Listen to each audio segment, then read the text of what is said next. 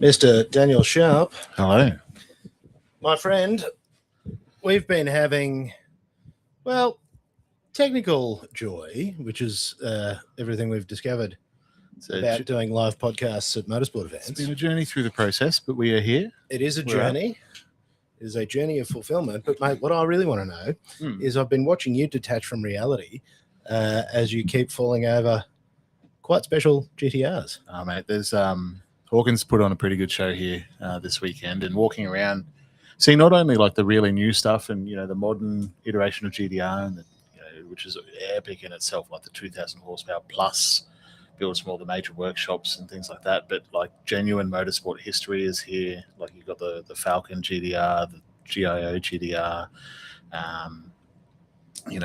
Hawkins just unveiled with a collaboration with HKS Japan, like the HKS GDR.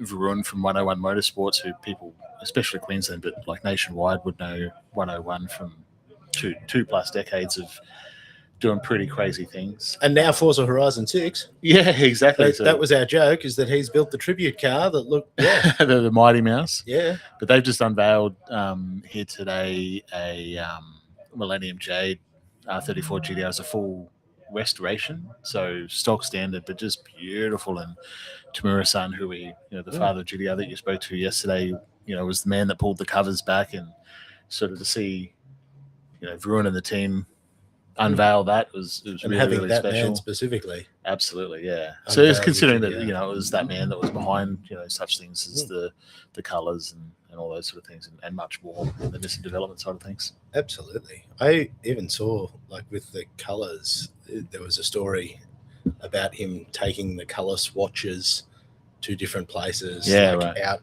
and taking them to Nürburgring and stuff, and going, are these correct to reflect the scenery and the colours, and do they marry up the way that I want them to? They're going, whoa. It's not just getting the eyedropper tool, is it? It's actual... Mate, it's not the eyedropper tool. And just going, should be right. Actual thought behind it. And it's, I was walking around before and I stumbled across Mr. GDR, which is this Harlequin wide body, incredible thing from the early 2000s, like back in the era of like peak auto salon. OG. Everything was there, and then it disappeared for a decade, and it popped back up. I reckon I last saw it in 2015 with the promises that it was coming back, and it was all that, and then disappeared again. And it's here at the 10th anniversary GDR Festival again. And how insane is that? Because I haven't seen that car. I reckon the last time I saw it was Stadium Drift at Parklands. Yeah, right. When there was still a track at Parklands. Yep. Whereas for people who are not as old as us, that's now that got turned into housing or apartments. It's certainly not grass anymore. No, there's no track there down the Gold Coast. I haven't even had, after this, when you have your next very special guest in, I'm going to go for a walk down and see if I can take a look at the actual shine side of things. I haven't even made it down there yet. Yeah, so I had a quick walk through the 10, I forget what it's called, but the Big 10. The Superstars, where the red carpet is. That's where the GIO and the Falcon and you've got the Extreme GDR from World Time Attack there that Tim Slade piloted. The Mines R34 GDR, the No Secrets GDR that Hawkins has been building over the last couple of years. Just a couple of Batux cars, like RH7 is in there. Just, it's incredible. And the horsepower that is here. I don't think you could go anywhere else to see such a culmination outside of, these sort of dedicated events. Or where they go to, stretch their legs. But, if you look over it, I think Hawkins might have said it to you yesterday, but, looking over at the Matux lineup, there's like 2, 3, 4, 5, 6. There's like 8 cars just parked there. And I would put money that not a single one makes less than 2,000 horsepower. We're right next door to Croydon Racing Developments. We've got like Zeus. They've got War GTR there. The Dream Crusher, June 2. They've got a June 3 now, but like June 2 was setting records back to back. It was like, from memory, correct me, apologies if I'm wrong, but it was like Batux, Croydon, back forward, but just breaking records all over the place. B2R are here, they're out dominating events left and right. But then there's it's just incredible. It's the level of detail. Like you were showing us we were enjoying the comedy of 101 Skyline, and it's got the carbon section front. So a lot of the 34s are coming with that full carbon front end. And I made the joke to 101 that it's just low effort not painting the front of the cars, mate. You finish the build, but in reality, like I was speaking to their painter. He's a Queensland boy as well, JD. I've got his sticker somewhere, but he it's like there's 7 coats of clear and paint and all this and that on it. And if you look up, it's a coloured carbon, or it looks coloured. Yeah, it's like a gold. Got a metallic fleck through it, and it's magical. You're looking at it going, well, you didn't paint it, but you put 7 layers of clear on it. Yeah, well, there is paint in it as well. Like, it's incredible. And we saw it over there, and once you pop the bonnet on that thing, there's this twin high mounts, and it's just the work. It's not just like the old days where it's like, we're going to throw a huge turbo and see what that, like the engineering behind these things these days, and how far the technology's jumped in 5 years, let alone 10 and 20, is phenomenal. It's very special to see what's here. It was one of the comments from the president of HKS was the power, the extraordinary power, because that's not something that they do in the Japanese scene as much. Go for like maximum. Definitely, yeah. There's certainly more of a desire to build a rounded car, whereas we're just here going, all the horsepower. I remember back in the auto salon days, I very much considered Queensland to be the home of horsepower with the auto salon and the cars that were being built to be dyno queens was the term back then. And I very much feel like that shifted to New South Wales in the last 10 years, especially with GTRs. And I do it akin, like different countries do things wrong. Like America's only relatively just recently got the GTR, so they're still learning.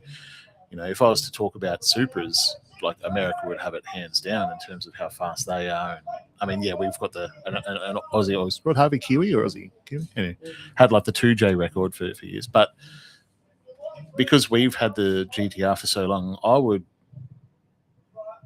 surely Australia is the dominant force in terms of GTRs globally. Even Japan, I would want to say, in terms of like drag racing. You'd have to imagine. Because that was their first trip here with HKX. Yeah. It's their first trip to Australia. So they've never seen this, like in this level of madness. Like you said, they're well-rounded packages over there. And, they sort of build to a different ethos, whereas we are just like, we are going to get from here to there faster than you've ever seen in your entire life. Absolutely.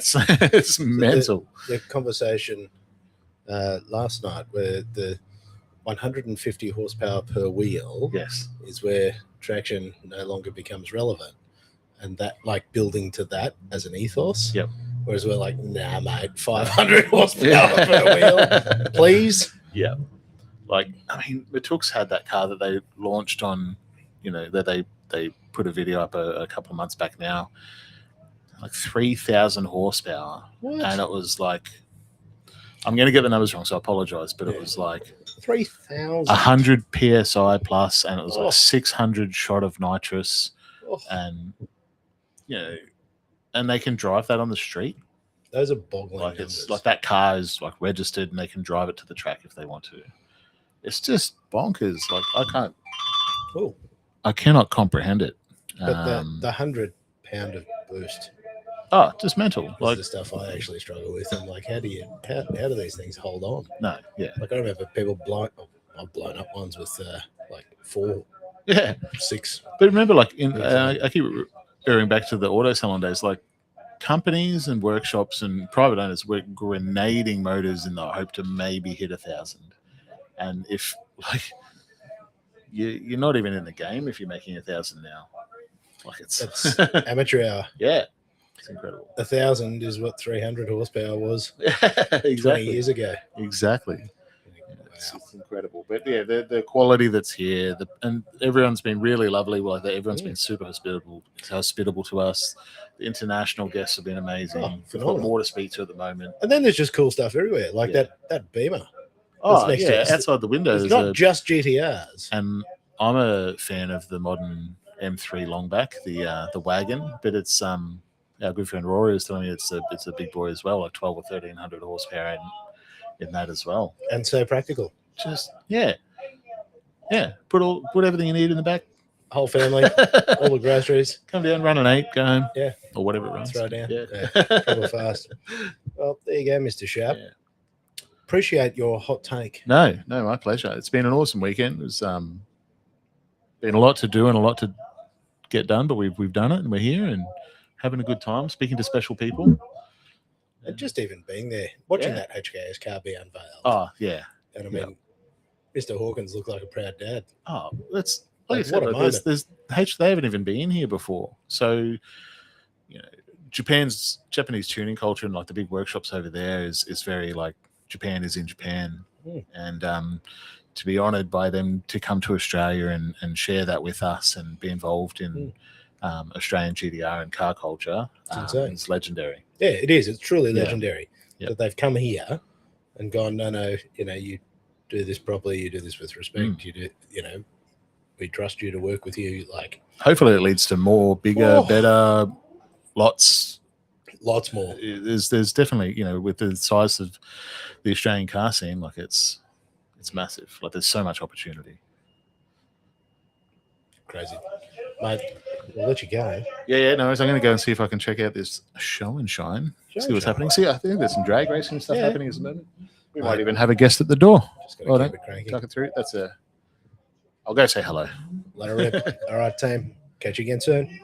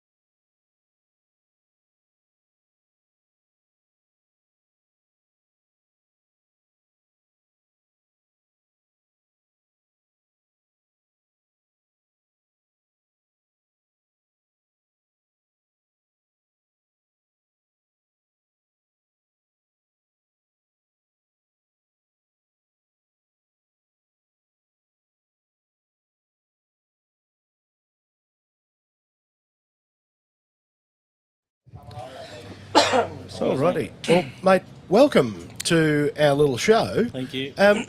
Mate, if you wouldn't mind introducing yourself, just so we people listening know who we're talking to. Yeah.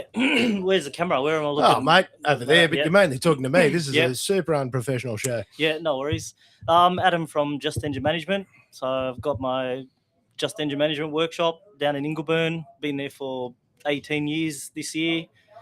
And a few years before that. So I've been going for like 25 years, I think, working for myself and specializing in Jap cars. So we're at GDR Festival today, and GDRs is our passion. Skylines, all Jap cars, the 90s JDM Jap car era, that's our thing. Even on the back of my shirt, JDM for life. It's pretty hard to get better than the 90s Japanese car scene, isn't it? That's it. So I grew up with them because I was, born in the 80s and teenager in the 90s and reading Fast Fours and Hot Fours magazines, dreaming about having Skyline and a Supra and all these things and building, whatever I could get my hands on as a teenager. Much like myself and most of our audience, we're mostly 40-year-old guys that grew up and went, yes, please. That's it. So keeping the dream alive. Keeping the dream alive. I had that sticker on my first car. Oh, really? Yeah. What was his name? John Laws. Yeah. Is that him? Probably. Yeah. Valvoline. It was a Valvoline sticker. Keep the dream alive. Yeah. It was on the back window while I was building my first car. Yeah. I was still at high school and I found that sticker at a show and I stuck it on and that was my inspiration to finish it. So what sort of stuff do you specialize in within that niche? Like, what are the bits that you really enjoy doing? Look, my talent is tuning, wiring, the electronic side of it, fault finding, diagnosing, making things work. That's my specialty. And then the mechanical side, like I can't say I know everything, but I understand it all and I enjoy it for about 5 minutes, and then I just don't have the patience to do mechanical work.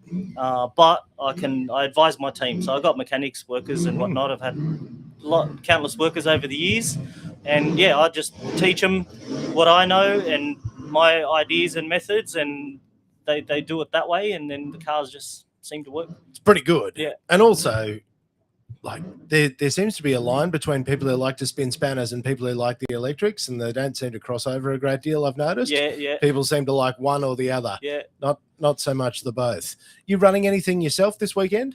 Yeah, I've got my R34 GDR here, Gem 34, which I've had since, December 13, I think, roughly. So had it for a few years. It's been a bit of a dyno queen for the last few years, a couple of roll races here and there, but it makes some power, but not very competitive with it because it scares me every time I put my foot down and I don't want to break it because it costs a lot of money to fix. So.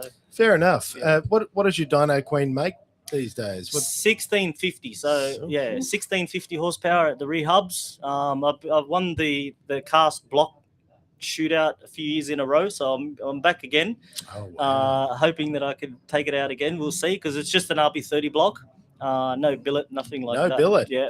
So and that motor's been going for about 7 years now. And dare I ask how many PSI you ram into that?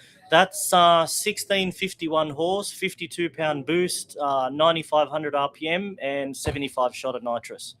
So, and those are the numbers that just seem baffling. Yeah, it's to me. I really don't understand how we've got to this place where we can make that much power out of these motors. Yeah, it's crazy. E85 is definitely, it was a game changer. So when about 2008 was our first time we started to play with E85, and once that came out into the society, people started realizing that you could just put all the boost into it. Be careful with it. Yeah. So see, that's wild. Yeah.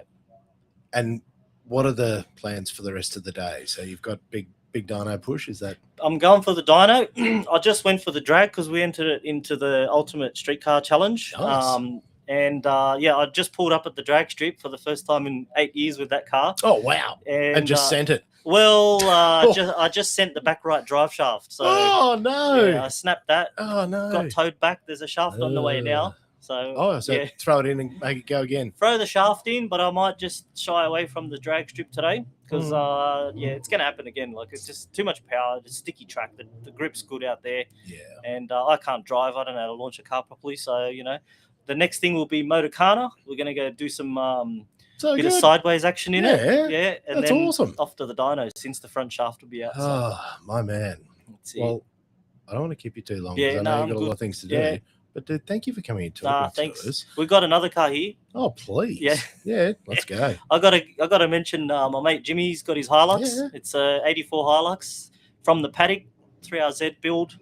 He just ran an 8.5. He PV'd with an 8.5 today. What? Yeah, it's pretty good. It's good. It's a mad truck. Yeah. Fastest tradie in town. It's sick. It's really good. That's so good. Yeah, it's mad. So it's a budget build. It's not a no expense spare. That's even better. Yeah, it just sings. So yeah, there's more in it. We've got a bit more to play with today. If we can get another pass, we might get an 8.4 out of it. So be happy with that. Yeah. So good. And mate, if people want to follow your shenanigans, is there socials and that sort of stuff? Yeah, Just Engine Management. We're most active on Facebook. So you could go on Facebook, look up Just Engine Management. There we have a YouTube channel with a couple of videos. You'll see my head in there.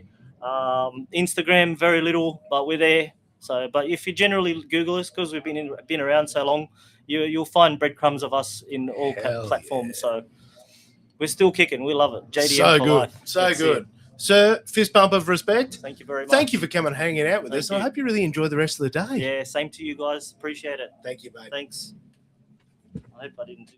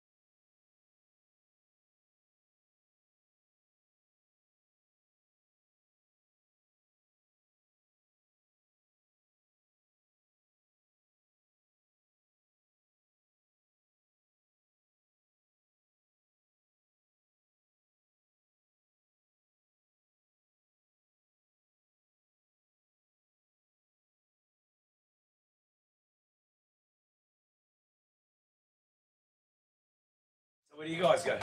Mate, we go everywhere. All over the place. You've done a bit of this before? What podcasts? Sorry? Podcasts or talking shit? Yeah, just Talking shit. mainly talking shit. That's the whole thing. And then we're like, do you know what we need? We need somewhere to talk shit that's climate controlled and very pleasant. This looks like a perfect party bus. It is. Definitely. Goes hard, actually. Does it? Yeah, mate, absolutely, at all the events. And then, especially when people just need some quiet time, and they're like, just come in and sit in here. No one annoys you? No, it's unreal. It's unreal. Ever got a curtain? Yeah, mate, it's so pleasant. But, mate, jump into it. Would you mind introducing yourself so people listening know who I'm chatting to? So I'm Mick from Motorcycle Mechanical. Hell yeah. And, mate, what is it that you do there? Give myself stress and anxiety. That's what we all do, isn't it? Yeah, it's what do I do? We build cars, we restore cars, we buy and sell cars. What don't we do? We're jack of all trades. Just do it all. Do it all. Whatever makes money. Whatever. Well, that makes perfect sense. If it doesn't make money, it doesn't make sense. No, it really doesn't, mate. So, what's the sort of stuff that tickles your fancy for being here this weekend? What do you enjoy? oh, look, I don't like Andrew Hawkins right now because That's I haven't fair enough. slept much this week. But look, it's all for the GDR community. We'll get together, we'll race, we'll have a laugh, we get to know each other. It's more. Look, to be honest with you, it's more of like a bonding time with everyone. Like same as when we used to go Cootamundra. It is, isn't it? Like Yeah, sometimes everyone gets like you say, hello to everyone. Yeah. Everyone. I've had how many people walk up to me saying, "I watch you on YouTube," and we that's speak so to you, cool. and we do this, and we watch your stuff, and man, keep it up. Like you don't get that feedback normally You don't. anywhere else. You don't get a guy that's going to message you that, So it's one of those things. Now it's more. Look, we all come out to race, we all come out to chase, we all come to do what we've got to do. To be honest with you, but it's more just everyone get here, have fun. We used to look. I miss Cootamundra. That was our best weekends away. This is only a one-day event. We used to go Friday, Saturday, and then come back home on the Sunday afternoon. So we used to race 2 days there. Yeah. But here's a one-day event, so kind of bit shorter. A bit shorter. It would be nice quite if it was the 2 days same. with the racing, barbecuing, hanging out. You know what I mean? Needs a little bit of that. Needs the secret weekends as well. I'll give this feedback to Andrew and go, look, mate, listen, we need a boys' weekend. This is wonderful, but like, can we just have? Yeah, well, we need an extra day, just recovery day. Yeah, I agree with you on that one. And so we can give him that feedback. We've got to tell him. Man, to be honest with you, it's work, home, sleep, and back to work. If you really want to know what life's all about. It's chaos, especially It's around chaos. events It's like chaos. these. Like even for us, mate, we don't even do anything serious. And, we're running on fumes, just trying to keep all the Man, electronics going. I think 2 a.m. I parked the trailer here last night. Yeah. Drove back home, got in bed. It was 3:30, 4 o'clock. Yep. And 7 a.m. my phone's ringing. And you're back out of And bed you're and you're like, on your way. Let's go. We're living off Red Bulls and V's and Yeah. we're on our way. Yeah, just keep it absolutely pumping. What do you run? What's your personal car? I got a 33 GDR. I got a 32 GDR. I haven't raced. I think it's been a year or two. I had the big accident at Cootamundra. I rolled the GDR. So I haven't raced in a year or two because I've been focusing on finishing my work. I'd opened a shop in Dubai. I was more than here, and I was in and out of the country, so I wasn't really pushing here. But now we're getting the cars back together. I'm going to go racing now. Get back into racing. It's expensive. It's an expensive sport. So look, we're going to go back out racing soon and try knocking out some try chasing again. Well, it's especially expensive because everyone now has like 1,500 plus horsepower cars. The level is a bit silly. Look, back in the days we used to have 500 kilowatt. We used to race all weekend on a stock diff and axles. Now we're making 2,000 horsepower out of a street car. Yes, most of these cars are registered. Registered the car, And you can drive it on the them. street. And I'm like, how? You can, definitely can. Yeah. Do you have like a street tune that just drops them all the way back? No, Make you it turn them up. manageable. They're on £50 on the street. Yeah. Yeah, they're on £50 on the street. Far out. But man, where can you give it a hit, but? Yeah, nowhere. Where can you give it a hit? If someone pulls out in front of you, you're gone. Like, you're gone. Yeah, and you just don't need that. Nah. Don't need Oh, that look, the older stress. you get, the wiser you get.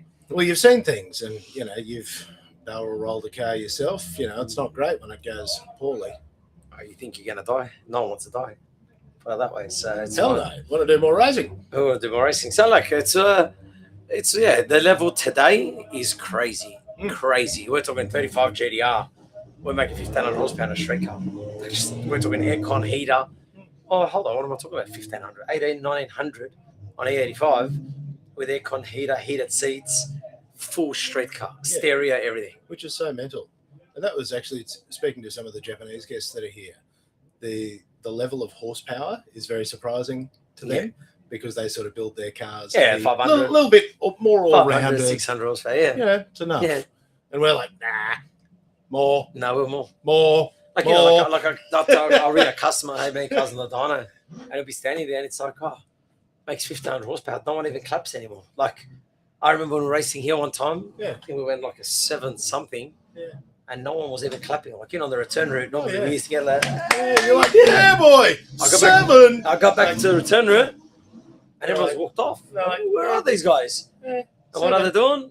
No one cares. No, you didn't run a 6. You're not running a 5. We don't care anymore. Yeah, man, it's crazy. And that's the thing. I'm mid-40s. I remember, 350 horsepower being a lot of horsepower. That was, that was, and for a long time, that was a lot of horsepower. We're talking, 20 years ago. 20 years ago.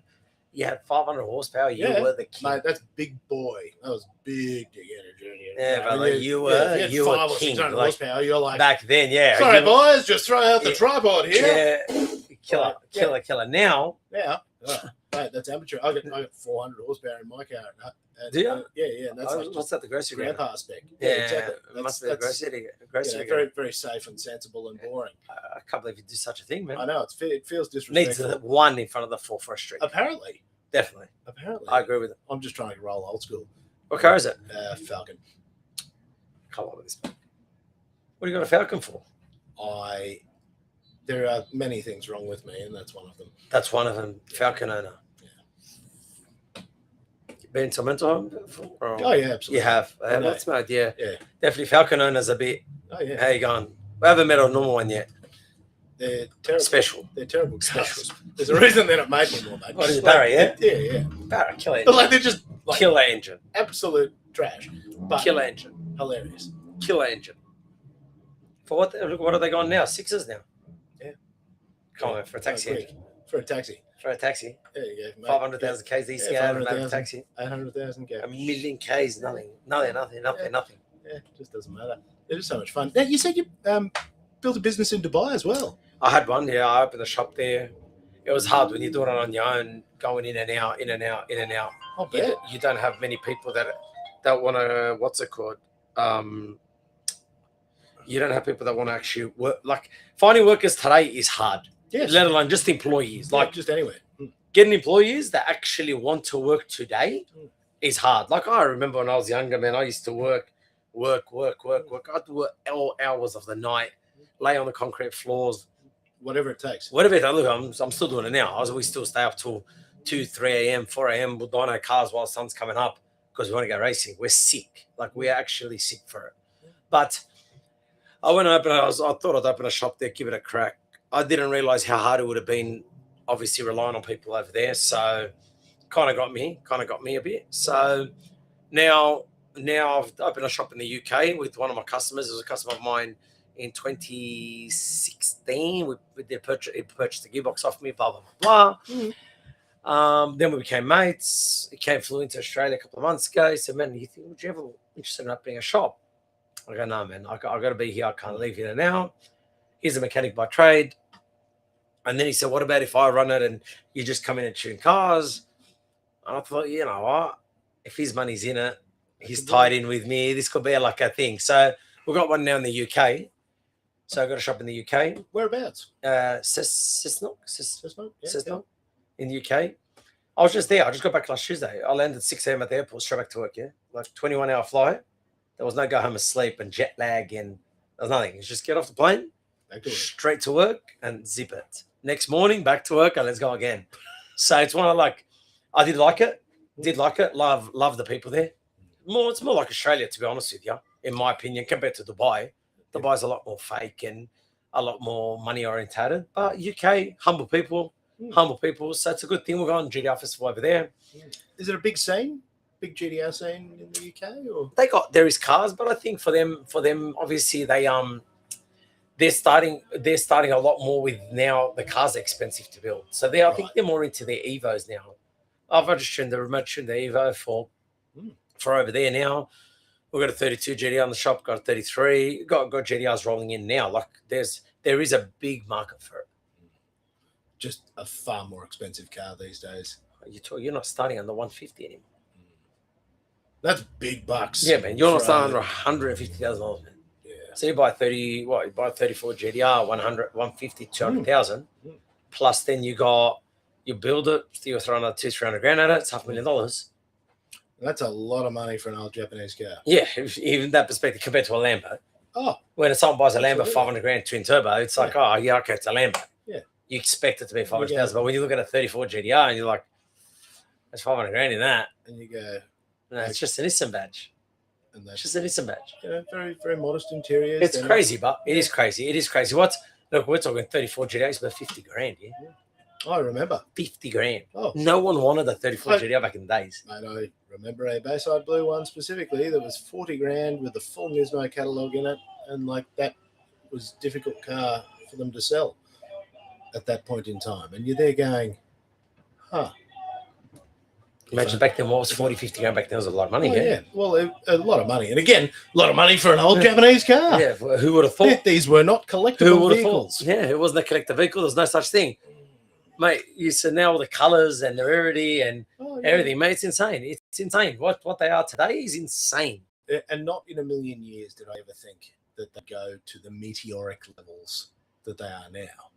You got a 34 GTR, you got a GTR, you're king. Oh, yeah, king. You're king. I remember in Dubai, I was driving around in a 34 GTR, my customers one. People running out with a camera, photos and videos, and it's just a twin turbo 34 GTR. Like to us, it's amazing. Like whatever, you know? Yeah, yeah. And I look at the engine, man, I'm thinking, this would be nice to build a block 3.2 litre Pro mod. Yeah. This would be a perfect car. These guys were drooling, like, what is that? Isn't that crazy? Yeah, man, it's crazy. Well, today, even the guys that are here from the States, they like the RBs, they keep saying unreliable, they blow up, they this. And you go outside and have a look. They are where this scene was, though, 25 years ago. Like they're correct, because they're only just getting into it now. Into the RB scene, yeah. For the more guys. Like they got the 2Js down pat. Yeah, they got the VRs down pat. That we go to them for the VRs. Yeah. Well, they're coming around for us for the. They've got to learn how to play RB games. No, they'll get it pretty fast. I have absolutely. They will get it pretty fast. There's no doubt that they wouldn't, to be honest with you. So it's one of those things now. Can this market go more or can it go less? Well, the economy's dropping now. Times are getting tough. But they're not making any more of them. They're not. And that's the key. They're not making any more of them at all. No. At all. You get, mate. What do you? If I say to you 34 GTR, what do you think? Paul Walker. Fast and Furious, man. Your kids, or gone in 60 seconds. Eleanor. Yeah. Remember Eleanor, little kids? That was one of those. Yeah, Eleanor. I look, I go, and you remember the Go Baby Go button? I remember watching it. I've watched that movie that many times, mate. I couldn't explain it to you. Fast and Furious. Every time I get on the plane, Fast and Furious. Let's go watch it again and again. Gets you every time. Gets you every time. That's what I'm saying to you. It's more of the history behind it. It is. It's more. I was actually losing my mind before because all the sex spec cars that are rolling out, like stuff I haven't seen. Do you remember? So that Rexy? Mr. GTR is out there, and Rexy. Yeah, Rexy over there. Yeah. And I'm just going through it, going, oh, history. Pleated leather seats, like just that the old cream school leather interior. Remember? Pro comp gauges. Yeah. Or the vinyl spray in the garage on a weekend. We used to buy a car and we sprayed in the garage with the vinyl spray just to make it look better. There's a special magic. Yeah, it is. It's memories, man. They're memories. The auto salon. Oh, cruising to Brighton. Mate, I remember we used to go down to the city for a drive. George Street was bumper to bumper. You couldn't move. Mate, we were kids. We used to get out of the car to go talk to girls. Yeah. We'd walk up to their window because the cars weren't even moving. Today's day and age, everyone's at a restaurant. Yeah, everyone's out. It's a different world now compared to them. But if you always remember when we were younger, when we used to go out cruising Brighton, George Street, they were the days, man. They were the days. You used to have a modified car back then. You were here. Like you were the top dog. It was top tier. And they were special times. Remember the S15s? Mate, you had an S15 back then. I used to dream in SR20. Like that was, all I wanted in the whole world. And I drove one. I went, they're actually not that fast. And then I discovered the gearboxes are made of glass. But just iconic memories. Yeah, just iconic cars. Iconic memories. And that's what it is. It's more now everyone's coming back out in it. Everyone. I've seen a lot of six-spec cars for sale. I've seen a lot of stuff come out. Yeah, they're pulling them out there, getting the dust off them. Because there are like lots of that stuff got stripped and parted. Man, everyone got done by the RTA. Everyone's been getting in trouble by police. Man, there's been blitzers. It's destroying the scene. Like, mate, there is blitzers everywhere. Remember, I was down my street a couple of weeks ago. They did a car meet. Kids are kids. They're doing burnouts. I don't. Obviously, on the street, I definitely tell everyone not to. Don't do it. Well, like that causes there's a track problems. There's a track, man. Go to a private road. Go to a farm. If you want to do silly things, go do it. There's a time and place for everything. There's a time and place for everything. When we were kids, I used to never think like that. But the older you get, you start to think, man, there's a time and place for everything. But the cops came and these kids were doing burnouts on the street and blah, blah, blah, blah. Destroyed the street. Destroyed it.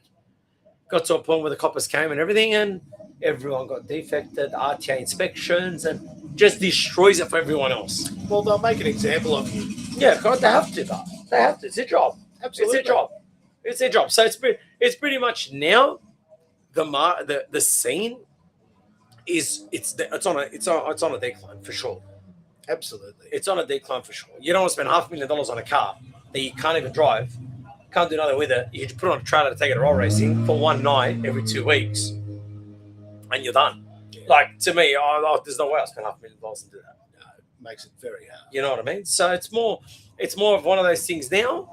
And obviously now you see more supercars at the track. I've seen, look, the 35 GTR market's exploding now, because you can buy a 35 GTR at 100, 120 grand now. Which makes them very cheap in comparison. Compared to a 34 GTR, yeah. Now, a lot of car. Now, for 1,000 horsepower, 35 is very easy. Very easy, not hard. Not hard. Obviously, the gearbox is expensive in them, but you do it once, you do it properly, and you're good to go. Those cars are 1,500 horsepower. They're reliable, man. They're reliable. And you're in a supercar. Oh, yeah. You're in a supercar. Like, it is a supercar. It's a proper supercar. And it's still a GTR. Still a GTR. So, look, it's one of those things now. I'm really liking the GTR. When I was looking at the Rexy before, I go, wow, what are they selling? Remember those days? Snake skin interior. I looked at it, I go, wow. And huge subwoofers. Just man. Boots Stereos. Full of, the builds and the strap-up car audios. Oh, mate. That one had a full dash in it as well. Remember, yeah. Oh, it's so excessive. Because they weren't fast. They had no power. Small turbos on them. Yeah. TO3s. Yeah. They were tiny. They weren't quick, but they were loud, and they were low, and they were cool. Now, today, they're fast, they're low, they're cool, and they do everything. Now they do everything. I think that's been the overwhelm of this event, is just seeing so many stupid things. Yeah, man. And just the level across all of them. Look at the money that's in this car. Oh. Brother, just stick your head out. Oh. And look at the money. It's crazy. But also the level that everyone presents at. Like all the teams and all that. Like look, to be honest with you, it's amazing. Customer, mad. But obviously it all comes with the team. I'm not going to lie to you, man. Like, obviously, the hours we put into this, there's days I could lay in my bed and think, why do I do this to myself? Yes. Like, the last night I got into my bed, I was chasing a problem with cars not making horsepower. Turned out to be my dyno had an issue. I had no idea. Chasing 2 days on the dyno. We're 4 a.m., about 2 hours sleep, if that. And you're like, and it's like, why do I do this to myself? Like, what sort of idiot am I? And like, I'm being honest with you. People think owning a workshop, you make big money. You don't, brother. Don't kid yourself. I promise you, there is workers that own more money than what we get a week. There is employees that get more money than our boss gets every week. I don't care what anyone says. It's facts. But we cop the bad days, the good days. We cop the emotions. We cop the backlash. We get the upset cuss. So we're the guys that do it all. So it's more, you're more the pleaser. You're more the guy that does everything. So it's pretty much, it's one of those things now man, you think, fuck, is it worth it? But you're that deep in, man. I've invested 15 years into these. That's all I know. But then you speak to a guy that sells cars. He's on 180 grand a year as a salesman. Like, what? What? Are you looking? Oh, I fucking earn that. Yeah. Mate, for me to earn that sort of coin, mate, you're buying and selling cars, you're buying and selling goats, you're buying and selling cows. Mate, you wouldn't sleep. You would sleep. No, kid you not, it's true, but. Yeah, you actually wouldn't sleep. It's true, but that's what I'm saying to you.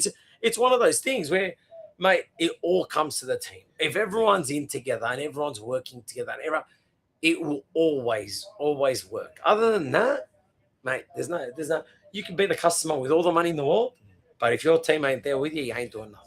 And that's the glue that holds all this together, isn't it? Just the insane passion for all these silly things that we like. It is, man. The weekends, the nights, the no family time. It's crazy, man. It's crazy. It's actually crazy. And it was something that I had Andrew come and chat to me last night, and I looked at him and I didn't want to make, but if you've heard the expression piss holes in the snow, where your eyes are just so sunken and just... You're dead. Your brain dead. He was there. You could see it. Yeah, man. But he's still... Like I sent him last night, 2 a.m. when I got here. Yeah. And he goes to me, he goes, man, he goes, I fight with you. Like we always argue, man, Hawkins. But I love him. We always have arguments. And he's like to me, he goes, I fight with you, he goes, and we get over it. He goes, man, I can't please everyone.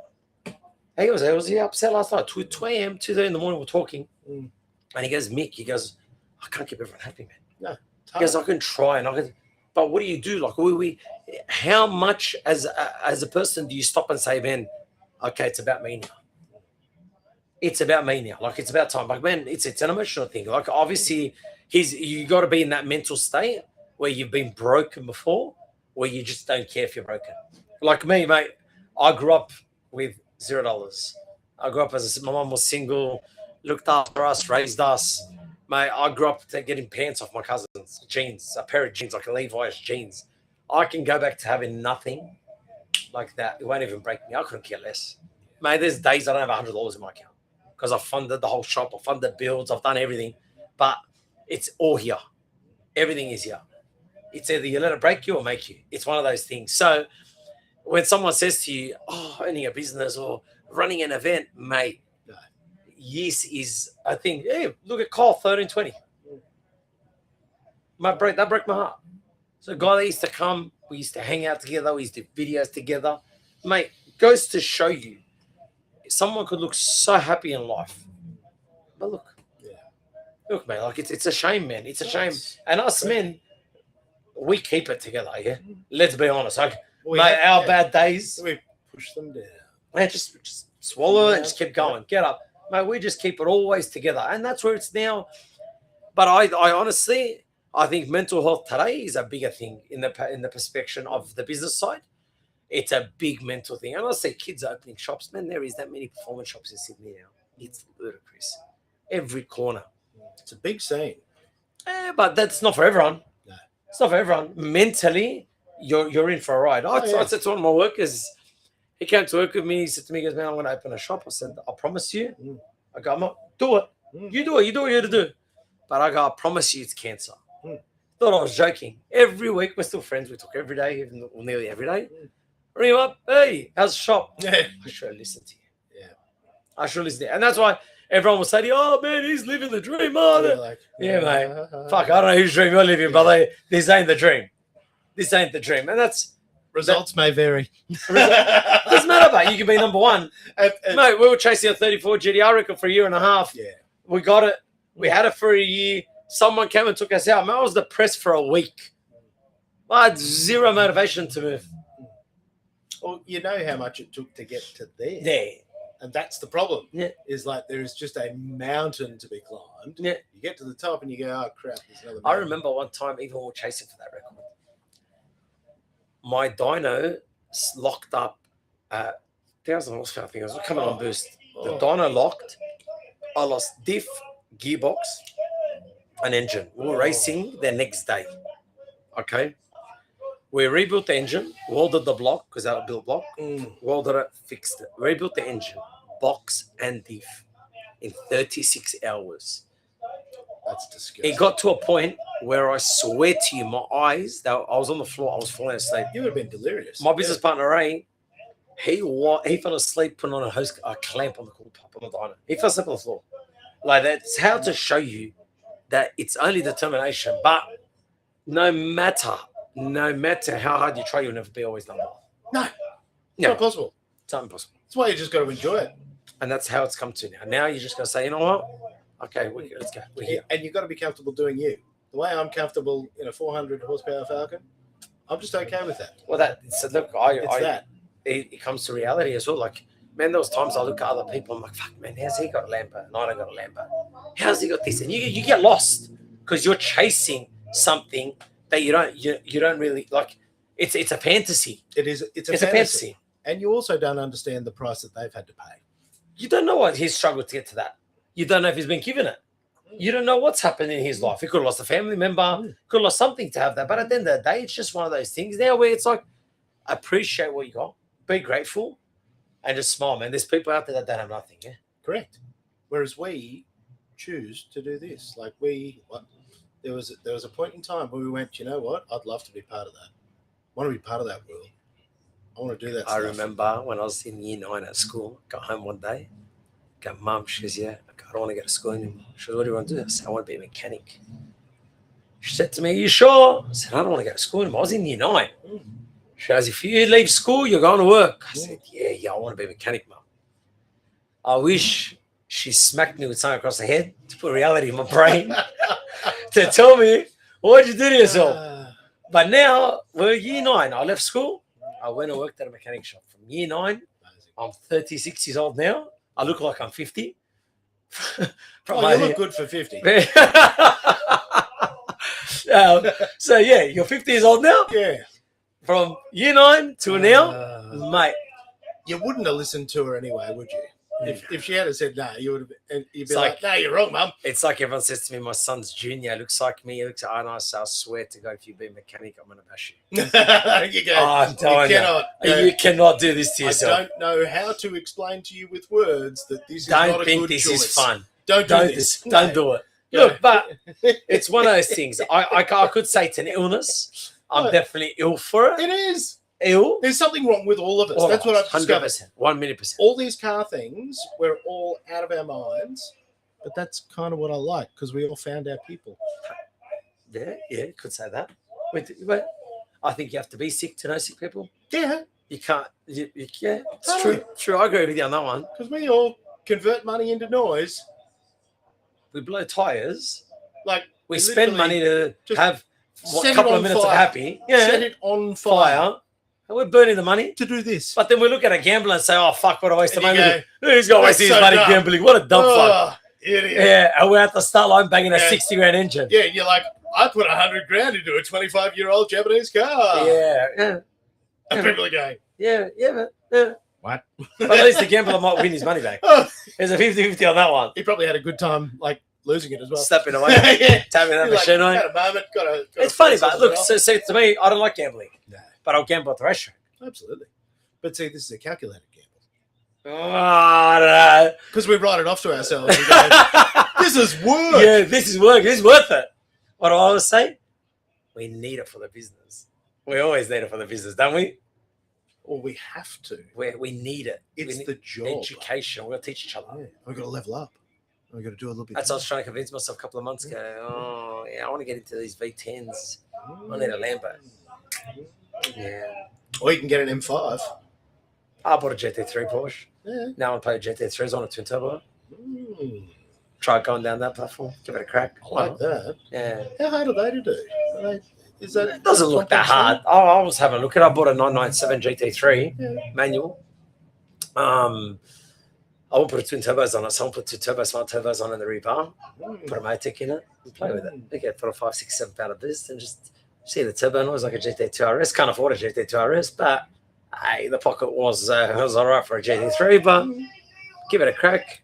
Make it go out of there. You just need it. See how sick I am. Someone would dream to stay in the Porsche, yeah? Oh, yeah, be happy with the Porsche. You'd be happy with the Porsche, yeah? And you go, what madman would take a perfectly good car and ruin it? Make it an unreliable workshop car. Absolutely ruin it. You go, there's a German man going, 9! No, they do it. Yeah, see? But see, like every time I drive there, the minute I get out of my garage, it's like, wow, what a sound. Yeah. And it's like, Do you know what I'm going to do? I'm going to fucking ruin it. I swear to God, I said this car. No, I said it to him, man. I get fucking imagine turbos on it. He goes, bro, it already makes 500 horsepower.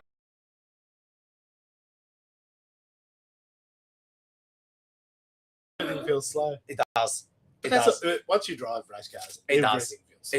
It does. Unfortunately, I hate it. Yeah. This is a worse addiction than drugs, brother. Yes. I would do anything to have a hit, of how fast the car can go again. Like when I went 1-1 in the 60 in the blue R34 GTR, that feeling took my soul out of me. Does that? Or you go 1-0s in the 60. You're like, oh, what a feeling. That's an addiction. So look, we can't be judging, but yeah, we are gamblers, we are addicts, and we love it. Yeah. It's the best. I'll do it all again. And that's the problem. I'll do it again. As much as every day I said I hate you, Andrew Hawkins, F you, Andrew Hawkins, you and your event. But I promise you, if you called me, give me till Tuesday, 9 a.m. Hey, Mick, we've got an event in a week. You want to go? You're like, I'm all in. Yeah, let's do it. Yeah, right, let's do it. It's a sickness. It is. So I'm saying there's something wrong with all of us. That is the common denominator. So what do you guys do? Mate, it is social media. Nah, I don't do social media. YouTuber? Nah, I'm a pretty shitty YouTuber. I don't really bother. I'm just an old man that's done a lot of things. I've done a lot of car stuff, a lot of motorsport things, a lot of things all over the planet. I haven't seen you before. I've never heard of you. Until today. I'm nobody. You're nobody? Yeah. I just like... So this is a nice caravan. This is just a couple of $100,000 worth of a caravan. It's pretty plush. Could have been nobody. Oh, mate, the good people at Snowy River Caravans give this to me. You're actually enjoying the club lounge of the SRC 24. Mate, this is quality. But yeah, what do you guys do? Mate, I have quite literally worked in cars and motorsport since I was a whippersnapper, because I looked at this world and I'm like, I don't know how, but I'm going to do stuff with cars. Okay. You're good with your mouth. And you're good with doing what you got to do with cameras and everything. And then I just fucking worked.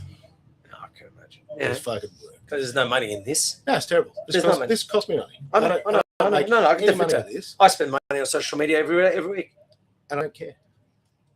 I actually don't care, because my favorite thing, the automotive world has given me everything. Friends, family. Everything. Opportunities. I've done the most insane things in my life. And what I realized is that I just really enjoy the type of crazy that we car people have. This idea actually happened. I was at Goodwood last year. Goodwood, where's that? Goodwood Festival of Speed in the UK. Now that you've got a shop there, you need to attend. I will. It's compulsory. It is. So Goodwood, when's that on? July. Okay. Yeah, 9 to 12. July. It is, as far as events go, it is probably the best event I've ever been anywhere on the planet. Wow, that's a big statement. Wow. And I am very comfortable with that statement. Wow. Okay. I'm going to take you up on this. Yeah, okay. The first time I went there, one of my friends owns a few old F1 cars, and we campaigned James Hunt's 1977 Formula One car. Actually came third overall, which was not bad for a very old F1 car. But you've got the amount of sort of talent and the variety of vehicles. Crazy what's over there, eh? Stupid. But what happened was, you just make new friends at the event. And I was walking out with my mate that I was there with, and I said, the best part about going to these events is just the people you meet, and you're just talking shit with people, and I'm like, that's what it is, bro. I'm like, we should do that. We should do that. We should get people at events that we don't know and just talk shit with them and ask them about what they do and what they like and why they like this chaos. And they helped me do this the first time at World Time Attack last year. It's very bit recent you started this. Yeah. Wow, good on you, man. Yeah. So I've been interviewing people for a couple of years, but this thing in its format now, this is probably only the 10th time we've done it. Wow, good on you, man. Good on you. It's all still full hillbilly. I like it. Zip ties and doesn't matter. It works. It's holding it together, mate. It works. Work. Yeah. Who cares? Works. We use it, and we just like it. because we get to come to cool shit. We get to meet cool people. We get to talk to. So you post on YouTube as well now? Yeah. Mostly goes out like we sling it out. We sling it out on this, then we cut it up. Spotify is actually where I share most of the stuff. Spotify. Yeah. So like just good old fashioned podcast. Wow. Good on you. Like grinding. And do you know what I like about podcasts? Is that they're fucked. And the numbers are fucked. And it's actually very, very, very hard to do. Like most podcasts don't make it past 7 episodes. And most podcasts don't get more than 20 downloads. To hit top 20% globally, you only need 120 downloads in 7 days. And that sort of explains how hard it is to get any level of traction. Like think about that compared to your YouTube views and stuff. 120 in 7 days to hit top 20% globally. Every podcast in the world. That's and I'm insane. like, that's gangster. I started doing YouTube now. I do like it. There's a big, it's a big, because I think the whole world's into it now. Big learning curve. It's a big learning curve. How long have you been doing it? 5-6 months now. Yeah, right. Got 2,000 subscribers. Hell yeah. It's been going okay. Oh, look, to me, I just like being real. I don't know. But it's fun. Like some guy goes to me, he goes, oh man, you're smiling on the podcast and you look like you're down. And I looked at him and I go, it's not always smiles, man. Like I said, just because the camera's on that point doesn't mean you're always smiling. But look, it's one of those, I do want to push hard with it, but I can't face holding the camera. That's my only thing. And what do you mean? Like holding it for yourself? Holding the camera. If you see the guy walking around with his stick in his hand, I don't know. I could talk to anyone in this world. Bring him in front of me. I don't care who he is. I can believe that. But hold the camera in front of me, I can't do it. Too much. I can't do it. My brain will not allow me to do it. I've got digicams. I've got GoPros. I've gone and bought everything to do it. And then the passenger set up my Hilux. They just can't make it up. So it's just, I think it's here. I promise you it is. It's just here. You just have to get used to it. Yeah, again. No, I'm actually telling you as fact. Get used to it. Just do it, eh? Because I was the guy that used to say, look at this wanker. Correct. That's what you're saying to yourself. You're going, look at this fucking idiot. Yeah. Can't believe I'm one of those. G'day, guys. Today. Yeah. Ooh, but look, man, look at the social media platform today. But you've got to find your voice. And you just do it your way. I do like it. Everyone comments on the videos and says, that's cool. We love how genuine you are. We love the honesty. I'm not going to sit there and pretty up for you. I'm just going to tell you how it is and what it is. And that is the magic, because nobody else sees the world the way that you do. Yeah, 100%. So it's just I just start stating facts, say how it is and what it is. There's no point. There's a lot of people out there. They put on a show. They tell you everything they want. They want people to look after them, to do the right thing by them. But they want to give you very little. To me, I just want to tell it how it is, mate. I'll tell you the story as is, where it is, mate. It is what it is. Like there's nothing better than that. And you are preaching to the choir. You know, mate. That's what this is. Long form, so you can get into it. Yeah, 100%. You want to get into it. You want to, because, man, I got kids that walk up to me, man, me, cake, oh, man, we love your stuff. And I wish I was like you. I look at him and I go, you're better than me. Or I'll be in my Porsche and I say, God, thanks for your kid smiling. And I'll rev it for him and he was smiling. All I say to that kid after he smiles, puts his thumb up, I go, I want you to drive something better than me one day. Be better than me. I want you to be better than me. And that's one of those things. Like now I say to everyone, man, I always look at someone. So if I see someone in a Lambo or I see someone in a Koenigsegg or a Bentley or whatever the case is, I look and say, fuck, I want to be better than you. I want to be better than you. But it takes a lot. It does. It takes a lot. And it's one of those things now, just get up, grind, and just do what you got to do. But times are getting tougher now. And economy's, it's crashing. It's crashing. And it's obviously, we're at the stage now where the conversations is in the hundreds. No, like a gearbox on a car is $35,000, which is insane. Insane. We could buy a brand new car from Kia for $35,000. Yeah, it's a gearbox. Or a billet engine owes you 60 grand, 70 grand Aussie. Okay, no problems.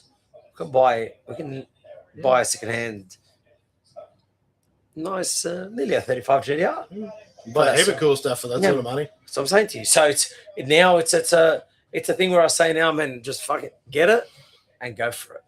And that's what I do. That's why I like these podcast stuff, because I actually wanted to get into it. I actually wanted to go buy the mics and I actually wanted to do it. I set up a couch similar to this upstairs, bench like this. But yeah, there's no. It's a good time though, but it takes. I first started doing or recording episodes in 2019. So 7 years. Yeah, so I'll hit 100 episodes next week.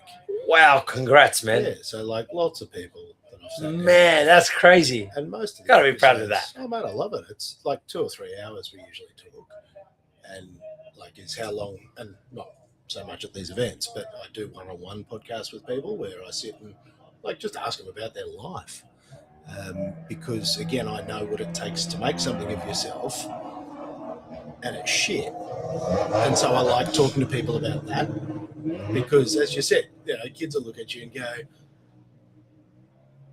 "That's amazing," and you're like, "If you knew, if only you knew," and the tears, the fetal position, or when you're driving home from work and you're crying. Yeah, man.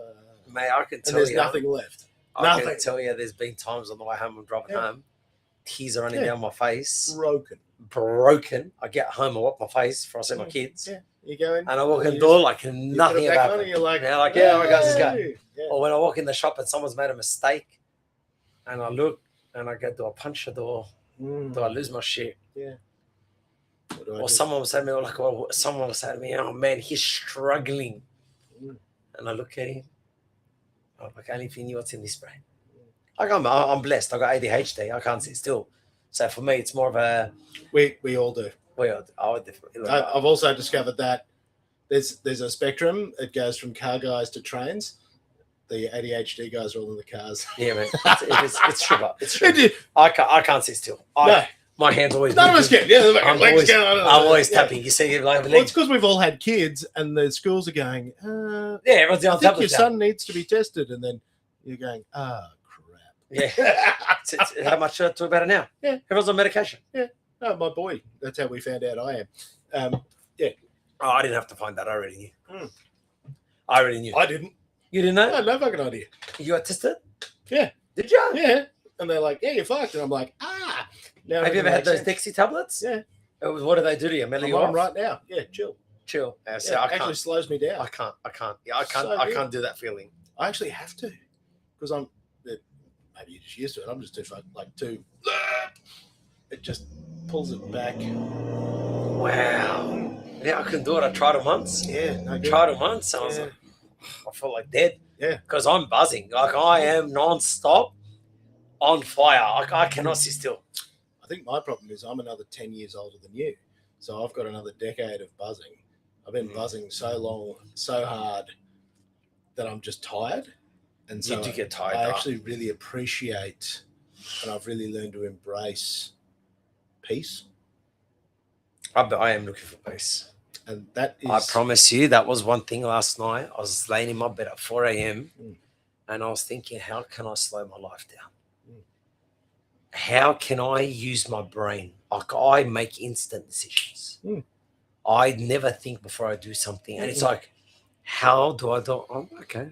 You have to change everything about how you approach life. Because I've had to do that. I've literally had to go through that whole process. That's crazy to know, huh? Yeah, dude, it's cool.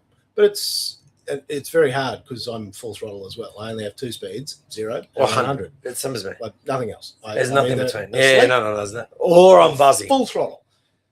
And that just reaches a point.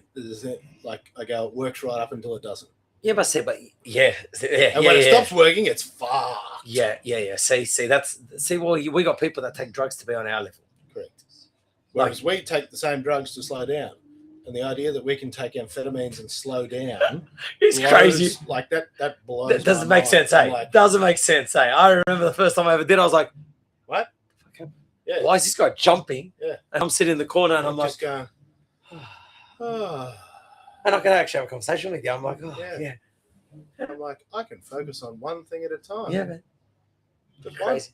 So you have the tablets, huh? Yeah, life changing, like fully life changing. But I've had to change how I approach everything. That's crazy. That is good to know, man. Yeah, and that idea of that searching, not searching for happiness, searching for peace. Because so he just said those words is so true. Because I search for happiness, and I don't know what it is. I don't want to be happy because it doesn't exist. I swear to you. See what he just said? I had that for a year. I've been chasing that for 1 year. Yeah. I thought I'm into watches. I went and bought Rolexes, and I wanted this. And then I thought, you know what? And you go, this will fill the void. Yeah. Yes. This will make me whole. Yes, I swear. The Porsche will make me whole. The twin turbo Porsche will make me whole. Yeah, man. The AP will make me whole. Yeah. It won't. It won't. And all you do is dig a grave bigger for yourself. Top of each peak is a view of disappointment. Like you get there and you go, you do the thing and you slog it out, and then you go, oh, is that...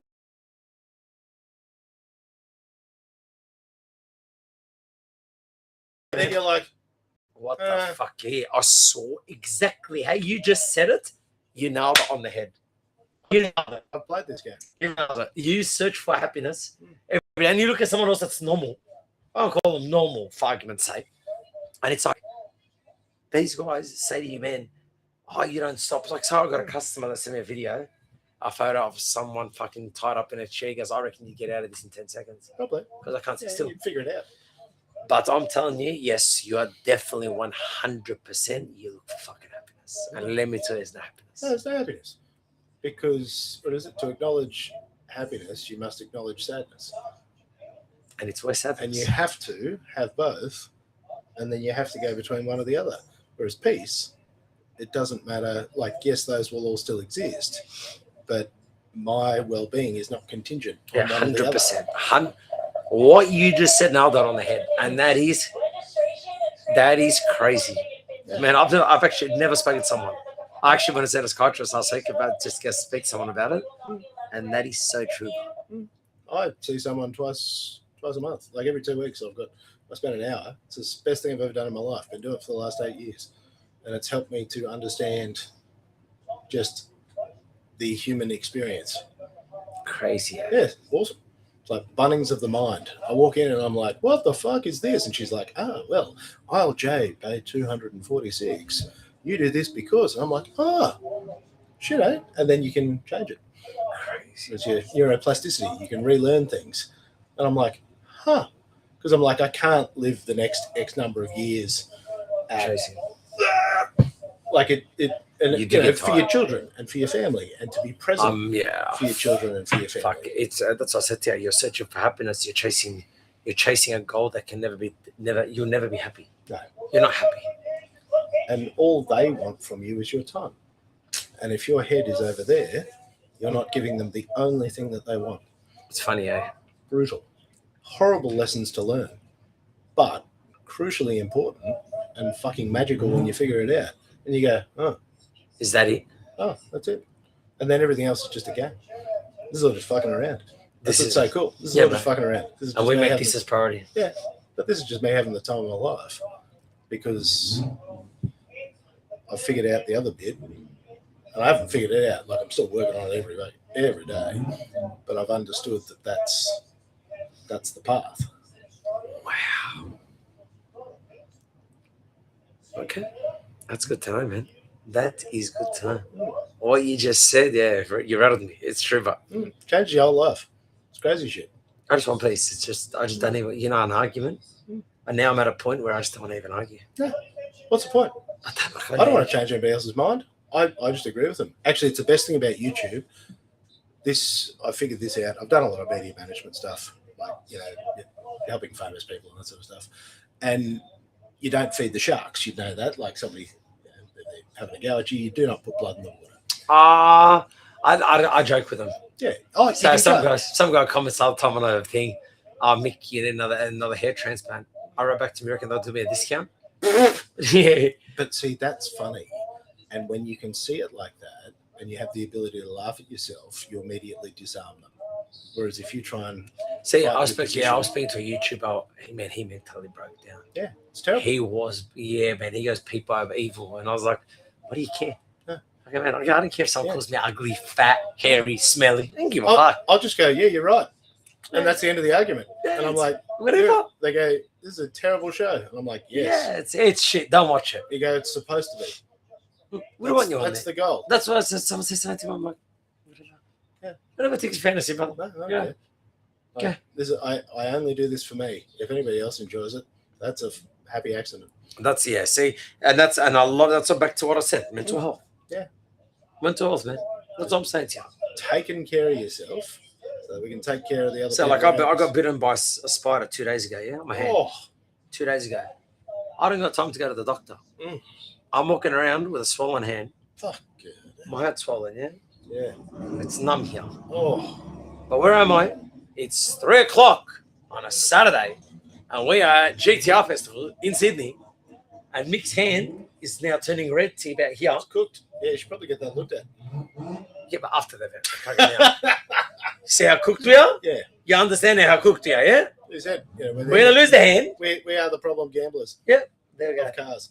There we are, man. So that's what I'm trying to say to you. It's not, it's one of those things, fuck, it's getting worse, man. So, yeah, it's not great. You ever been bitten by a spider? I try not to. I didn't realise when it happened. I think I was sleeping, man. Yeah, they muck you up a little bit. It hurts, eh? It's getting more. It does. Put some ice on it. Maybe Google it. Actually, no. If you Google it, fuck. Tell me I got cancer. Yeah, don't do that. Every time it'll be like, you're dead. Stomach pain. You're like, I got cancer. Yeah. I'm like, this is getting exhausting. Yeah, everything. Nah, Google's no good. Or ChatGPT's no good. Maybe an ice pack. Yeah, an ice pack on top. Well, it was nice meeting you, mate. This has been the best. Thank you. I offer you the fist bump of friendship because I can't shake your hand if you've got a fucking spider bite there. I got fucking it's a disaster, man. But look, it's nice meeting you. Yeah. I didn't know who you were. That's all right. Grace walks up to me and goes, I want to introduce you to this guy. I'm nobody. You are somebody.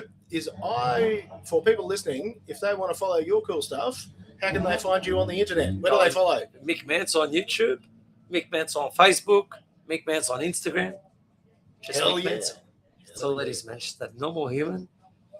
And just try to keep doing stupid things. I'd love to do more stupid things, but the older we are now, it's... Well, then we can do more stupid things. I can see the boys making faces at me too. Let's go. I think I've got the boss of Nismo coming over shortly, would you believe? The boss of Nismo? Yeah. Really? Yeah. Killer. Oh, mate, it's been ridiculous. How many people you have? Yeah. We've had... Come in? We're winding it up. No, we're just waving to you. All right, we'll wrap it up. See you, mate.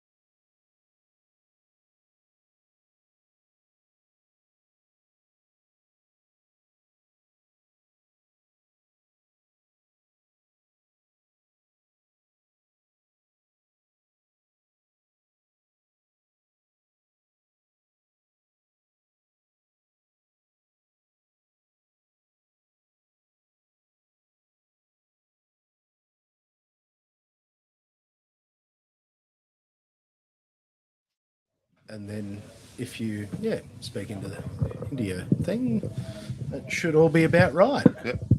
Yeah. Okay. You got it? Feels pretty good. Yes. Now, gentlemen, welcome. Thank you so much. Thank you. It is wonderful to have you both here. For people listening, would you mind introducing yourselves? Yes. Thank you for giving a chance to introduce myself in front of the Australian people. My name is Yutaka Sanada. I'm working for the Nissan more than 30 years, in fact 35 years. And I'm a Nissan guy. And I'm appointed to the Nismo CEO as of the July 2025. So 1 year, a little bit more. But on top of that, I was be the leader of the GTR program together with famous Tamura-san and for R35 GTR. So that's the reasons I'm very happy to be connected to the GTR Nismo. Then today, I can join the festival of the GTR here in Australia. A wonderful celebration. Thank you so of much. A very special car. Oh, and yourself, sir? Yes, I'm. My name is Michael Hill. I'm the director of the after sales business for Nissan in Oceania. So Nismo and the parts and services side of it is in my scope. So. Wow, because this is a very special occasion, isn't it? Because having Nissan and Nismo supporting the festival this year, this is, I guess I should probably be asking this, but this is a sign of things to come and support of customers and enthusiasts. Exactly. Is that what I'm hopefully guessing here? Yeah, exactly. Absolutely. So, absolutely. Yeah. So, yes, it's shame, it took 10 years to come. But as of my new role, where I can meet, most passionate, small GTR fan, many people recommended, GTR festival in Australia. Then I came, and yesterday, today, wow, simply wow, amazing. That is a very good way to describe it, because wow is what I keep saying. I keep walking past cars and going, and I'll be like running to get to the bathroom and come back quickly, and I'm like, oh look, I'm just going to stop, I've got to take a photo of this. The most incredible cars here. Yeah. Like, what a celebration. Yeah. It honestly is overwhelming. And as a lifelong enthusiast, as I'm sure you guys are too, to see that manufacturer support as an enthusiast, to me, is one of the most extraordinary things. Yeah. I think that is beautiful. Yeah, I'm walking, and I like talk, and with actual supporter of Nissan, Nismo, GTR, and GE, and all supporter I'm meeting is, San-san, I'm supporting you, GTR, I love, but sometimes I look for the parts, and it is extremely difficult to get, etc., etc. It is a direct customer voice. It is important to understand. Now clear, but why I'm here today in Australia is trying to, make this problem to be fixed as soon as possible. Try to understand, voice first, and then, maybe give me a few seconds. Yesterday we announced Nismo Performance Center to be established here in Australia, and this is obviously make closer communication with a passionate customer in Australia to Nismo headquarters. We can make much more progress, to support our customer. I think that is so exciting because as an enthusiast, I have visited your factory and I've been to see. I think that the programs there are just so wonderful, and that you have your race car heritage there, and such a rich heritage in motorsport. Yeah. But then also the fact that you rebuild the cars there, that you have that program to restore and nurture these, because we're all very silly. We really love 25-year-old cars and 35-year-old cars, and we go, these are the best. We should put hundreds of thousands of dollars into these quite old cars. And again, to see the manufacturers going, hey, this is great. This is actually what this is all about. Yes, we have to make a profit, make a good vehicle, all that sort of stuff, but there is something magical about this. Yeah. And that's what draws all of us. Why else would you work in automotive? And especially the number of years that you've worked in it, that's love. Yeah. So I think, frankly, again, seeing so many GTR gathered together, I want to not feeling only by myself. My role is to convey this passion to my colleagues in Japan. And maybe I already took a lot of the, our friends in Australia shot. Not just showing the picture or video to them. I want to share passion around here to my colleagues in Japan. And I think that that's really important because there is a very strong commercial case. Yeah. I'm sure that you've noticed Australians like buying these things. Yeah. And they like to spend a lot of money on these things that they enjoy. But there really is a wonderful market, and something that if it is nurtured and supported, there's people just there waiting. Yeah. And so to have you here, this is so overwhelming for all of us. Business-wise, of course, very, very, big opportunity. That is, of course, one of the reasons, and to establish performance center in Australia. Yes, but now Nissan is facing a bit type of the challenge.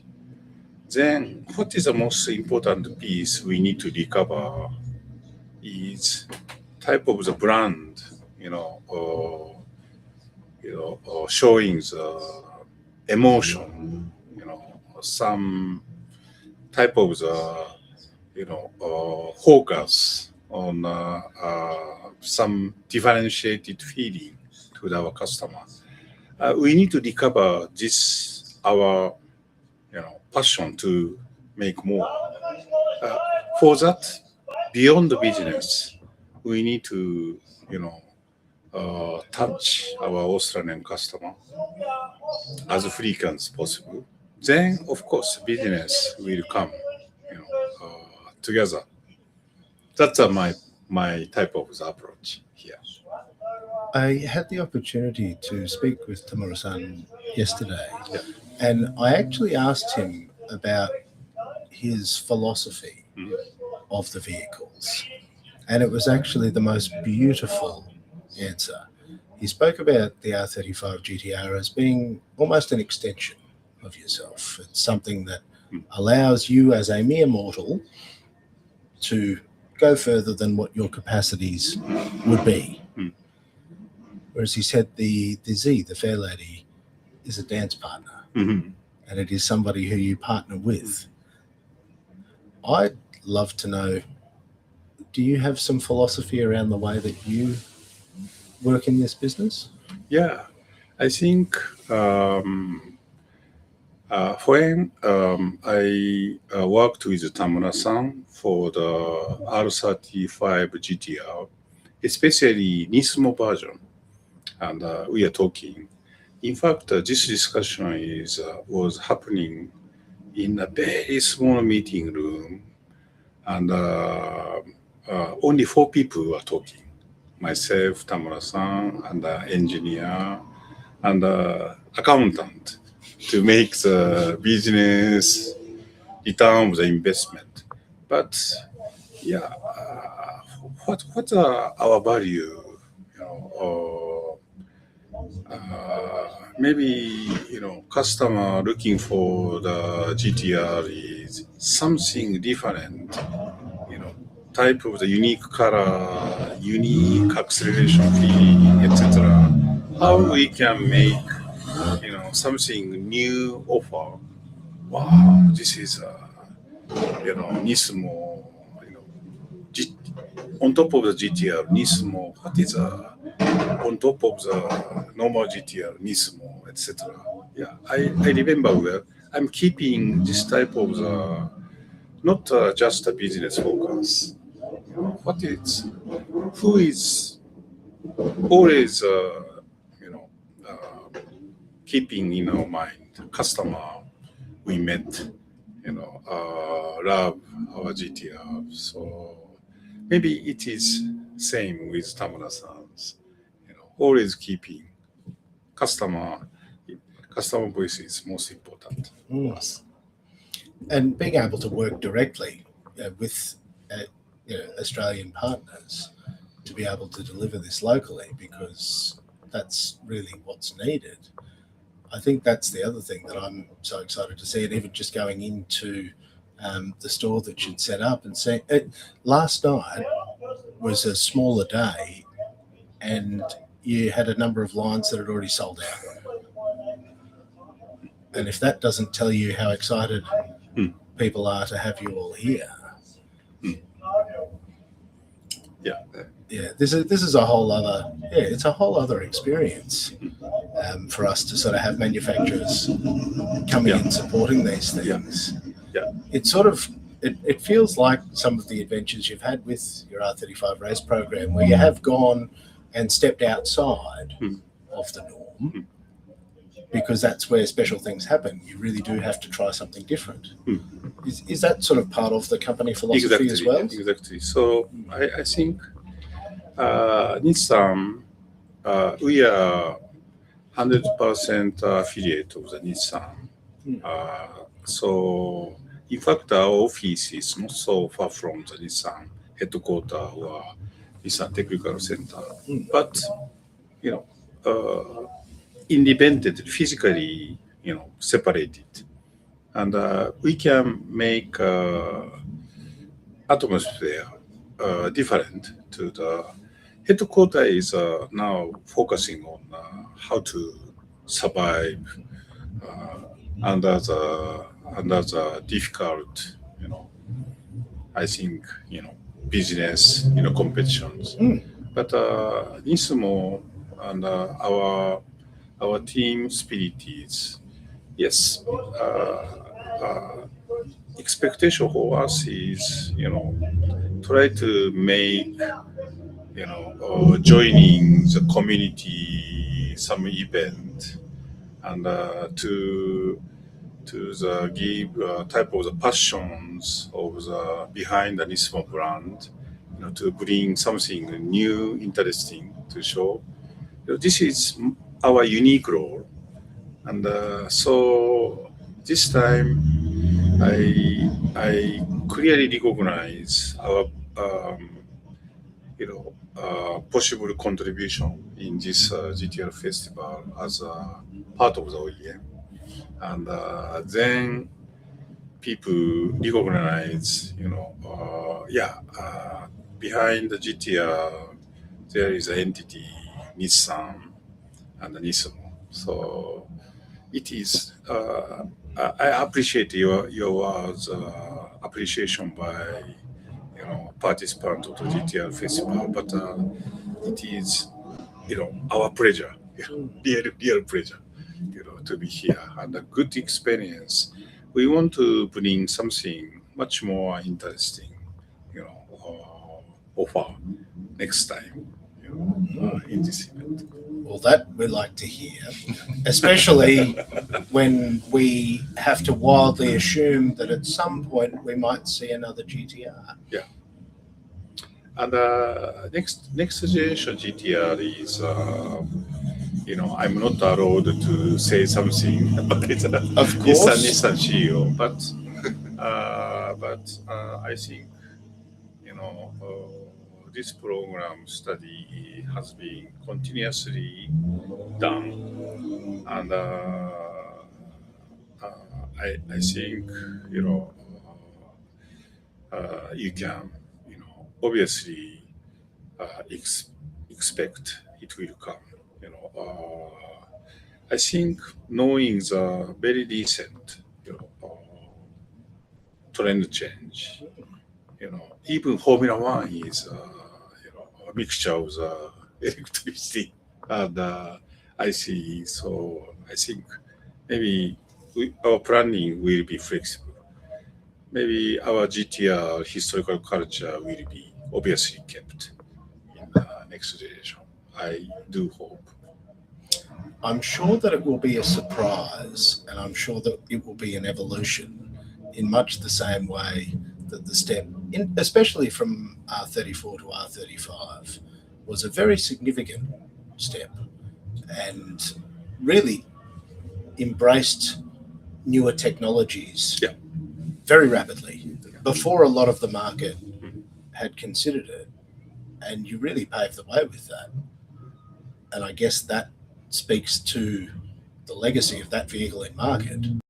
The fact that the R35 has only recently finished its run. There were obviously incremental steps, but 7 years is generally the life cycle of a vehicle. Yeah. So to see it have that life has actually been extraordinary by itself. Yeah, I think life of the R35 GTR is exceptionally long, versus industry standard. It's true, but thanks to that, maybe first generation of the Mizuno-san's GTR. Mizuno-san is a genius engineers to develop this GTR. And, but I think very last version of the GTR is a very unique, different type of the driving feeling. First generation of the GTR is really, truck car. Not easy to drive on the road, but very last version of the GTR is, I think, even much more powerful with latest technology, but very smooth on the road, very harsh on the track, very flexible car. So even in the same platform, thanks to the long pile of the associated guys' effort, very different version. So here, a lot of the GTR are certified, but there are maybe listener of this. I want to share with you so many passion engineers involved to the development of this car. So each generation of the car model year has a different, thoughtful passion is input. Maybe every, different generation has a unique feature. So, as somebody who has a deep love of motorsport, manufacturers who push the limits in motorsport and then allow that technology, that research, that engineering to pass through into the road cars inevitably does make a fairly extraordinary road car. And I've watched over the years that that's been something that has been taken very seriously by the organisation. Yeah. in Nissan's, and I'm not in a position to say something to other company. Toyota and the GL team has a different evolution. I'm watching, but please let me talk about Nissan. Nissan, my unique role is I'm in charge of the motorsports activity itself. So recently, not so much in Australia, unfortunately, but in Japan, we are keeping the Super GT racing and by high-end our technology. So this dedicated motorsport team continuously brushing up technology. But recently, we have a bit disconnection between this motorsport team and to the road car development team. And so, for instance, until R35 GTR, and Mizuno-san, genius engineer, developed this car, is long time in charge of the motorsports activity, Le Mans or something, by himself. So all his motorsports experience is, inside this, R35 car.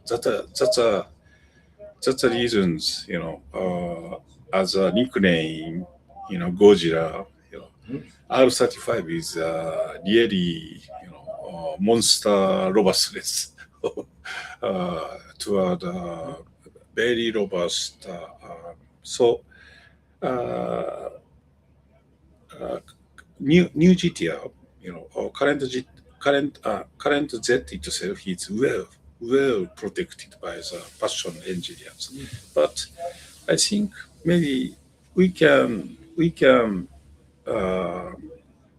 link motorsport team and road car engineering team much more stronger. So this type of collaboration has been reinforced recently, dramatically. So maybe you can expect, coming this a new model will be, I do hope something wow, new Z is really a little bit different versus previous Z, etc. I want to make something by Nismotive contributions.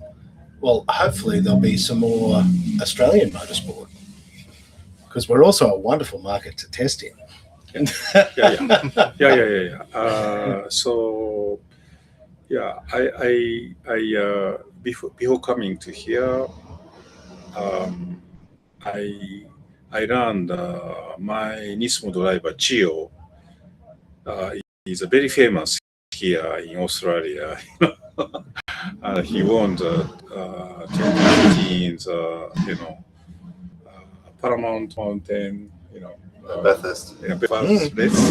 So this car is memorable as one of the memorable cars stored in our museum in Yokohama. So well kept, and so I think maybe I want to find some chance, to join, some spot, joining by some of the car. This is my Nismo head, still personal intention, but I want to talk with my colleagues. Of course. And that is the challenge. I mean, these are very big global organizations that we're talking about here. And you have to have the accountant in the room as well. And you have to have everybody who needs to make the decision together. But it's wonderful to even have this approach. Yeah. Especially as we are moving towards the battery-supported cars and other things. However, we did see, especially at Goodwood last year, a lot of V12s. So despite the fact that there's a lot of battery cars, and there are needs for these things, there is something about the sound, the feeling, the true enthusiast cars. Yeah. Because we don't get as excited. Yeah. You need that. That's what we all get excited about. Yeah. When it sounds like the Jetsons and goes, kind of cool. But when it shakes through the walls, you go, Thank you for these questions. And B6, B8, big this engine with sound. It is, always, make us, adrenaline of the, in our brains, but good finding recently is, as you mentioned, even motor drive car, we can make interesting, emotional experience for the customer. And we tested with, famous Tamura-san, and motor drive car. What is a truck, GTR acceleration customer feeling? We checked on the data. really? Then, how we can, bring the same type of the feeling by motors, torque curve. And this could be, potentially interesting feeling for the customer, even by motor drive car. Unfortunately, without sound, but at least in the car, acceleration feeling could be unique versus other motor drive car. In fact, this trial, pilot program was quite successful. And then we started the motor drive car Nismo version in Japan. And I do hope we will find the right chance to offer to the Australian customer by specific motor drive tuning by Nismo. I need to talk with Nissan Australia when how to bring this unique experience. Sound is, unique. And do you think that the Japanese market might also like 2,000 horsepower GTRs? Do you think that that's something we might see more of in Japan? Yeah. This is important and good questions. Today I saw amazing. I cannot say more than that. Silly. With the sound and acceleration I'm seeing by my eyes, amazing. But I think maybe in Japan, 2,000, 3,000 horsepower is, people, maybe, the Japanese, you can imagine beside the Japanese Kom temple, shrine, 2,000. And then 2,000 horsepower. Only silly Australians. But even today I was talking with Japanese participants,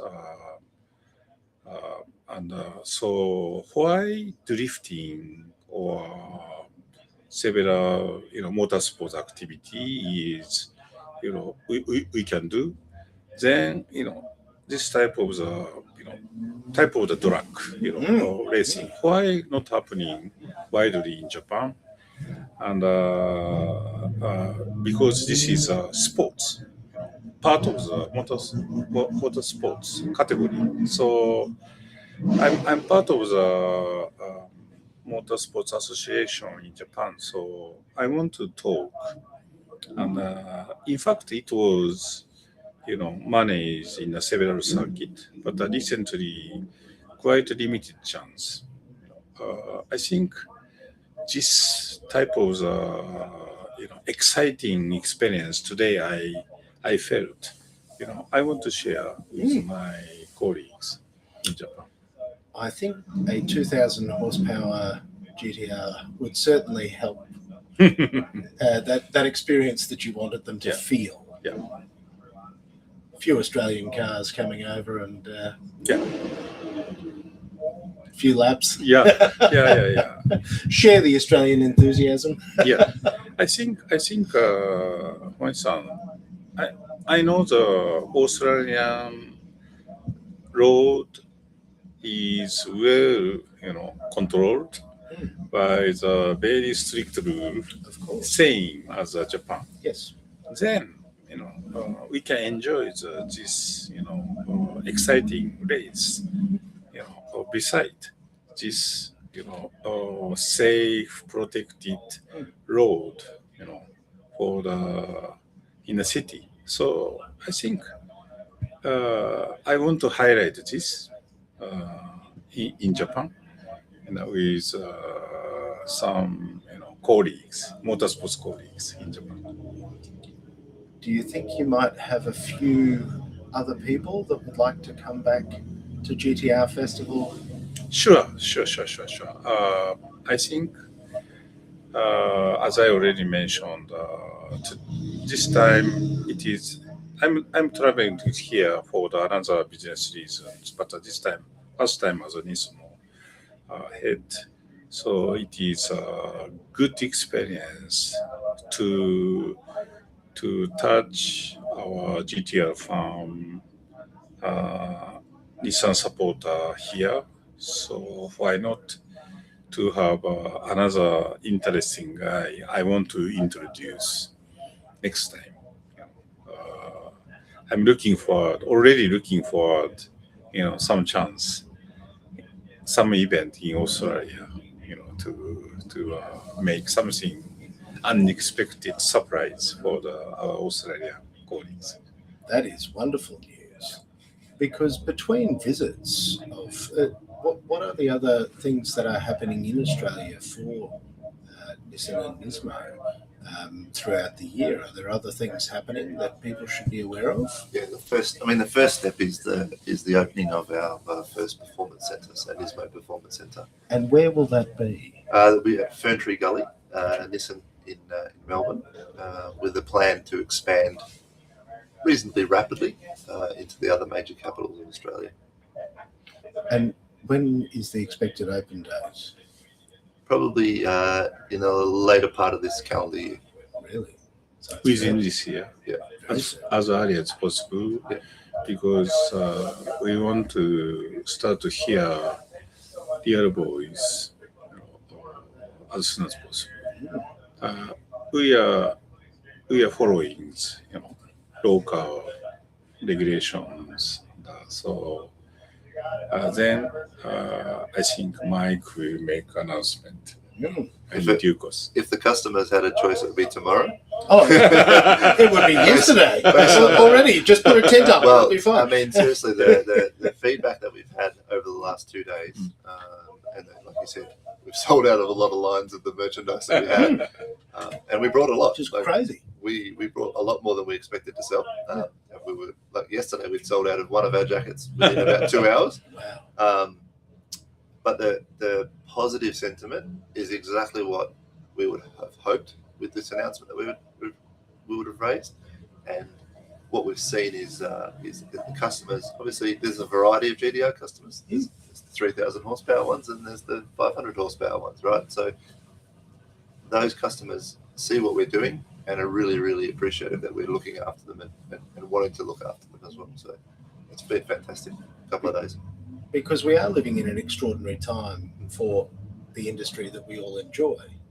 Because this Drive to Survive effect that has sort of rolled on, where the cars, motorsport, that was just for us sort of people that were a bit crazy and just liked all these things. Whereas it's really transcended now. And it's come across, there are people that had no interest, probably never seen a race. And the fact that Nürburgring 24-hour sold out because Max went and drove. And Nürburgring 24 hours never sold out.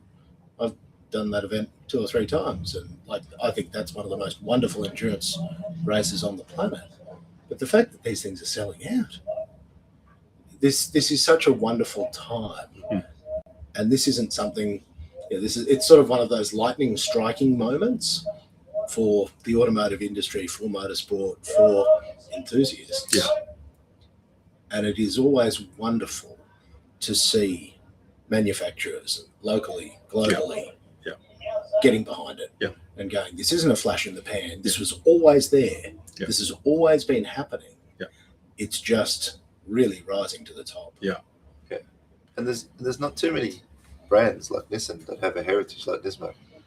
You know, there's a lot of brands in the Australian market, more coming, but none with the heritage of a brand like Nismo, and the longevity of the motorsport heritage. And we upset a few people in Bathurst in the late 80s, early 90s. It's special, and that's part of like that is iconic folklore in Australian motorsport, right? So. It is folklore. The king of the mountain. Like that's where it came from, because you came and you didn't just win, you decimated. Like that was the end of that series, because your car was so good that everybody else went, no, I can't do that. That's not fair. And changing an entire country's motorsport, like it changed the whole direction of how motorsport. And that's, again, this is how you build legends. Is you step outside and you go, well, we like it. That's the way that we're going. And then to see those cars come out, because no matter what you like, the heritage, if you enjoy these things, and even your 2015 Bathurst winner that's here, still with the marks on it, hasn't been cleaned. It's got that extraordinary motorsport heritage. So I think I really appreciate, and people are keeping the memory. And as Mike mentioned, we have a good, strong farm, of Nismo. But in order to keep, this community, we need to, Nismo need to do, Nismo need to continuously do the effort to offer something new, so. Please, let me convey this message to the whole fan. I really appreciate, but at the same time, we will provide as wide offer or as wide as possible, something, parts to protect your car, or more, maybe, a unique experience, on top of the existing parts. On top, maybe we need to provide some new model, of course. So it is, I'm not allowed to say something, but please expect Nissan is continuously developing some, new model to be offered to Australian customers. Then we will do, make a creative, technology to protect your car, longer and longer, and in a good shape. Or you can just keep doing what we love and make R32s with RB26s in them. We're happy that you're still just doing that. Yeah. And isn't that the lovely part of all of this? Is that we can appreciate and enjoy the new cars and then celebrate their heritage. Yeah. But it's the seeing them all together. Yes. Seeing them all together, seeing them side by side. I mean, these are cars that, and a lot of the ones here today, especially the race cars, to get a chance to see those cars, and especially for some of the younger people here, some of the kids that didn't get the chance to see those things when they were young, for them to see these and be able to sort of piece together these legends, it's very special, because that's how we create another generation of people like us who go, you know what we should do? We should work in cars our whole life. Yeah. Because these are special. Yeah. Because you get to meet people all over the world like the two of you. And again, we've never met, but because of our love of cars, it makes it so easy. To talk, the shared experience, the shared journey. It's really special thing. Well, I would like to say thank you to both of you. Thank you. Thank you for being here. It is an honor to have you guys here with us and to come on our little show as well. This is really incredible. The little boy in me is just having a party at this event. So much. The people that have come and spoken with us, it's extraordinary. We couldn't even dream. My friend out there, Bart, who you met, Gibbo, when we were in Japan late last year, we came to Omori factory, but we forgot to check and it wasn't open. So, so I've been before, and I said, "You've got to go," and we went. And I said, "Well, you got to see the car park," and we looked in through the windows. Like it's that level of excitement that you're happy just to go to the car park. That's the sort of So again, thank you so much, and I'm so happy, to join this festival. But which party make me happy is, I can, shake hands and I can talk. My feeling is I can get new friends in Australia. You've made a lot of new friends in Australia. You don't realise this, but you'll be at Tokyo Auto Salon, you'll be at things around the world, and you'll have Australian people going up to you and going, "G'day, mate!" Especially if you wear your fancy jewellery as well. I think that's the best part. I honestly think that's perfect.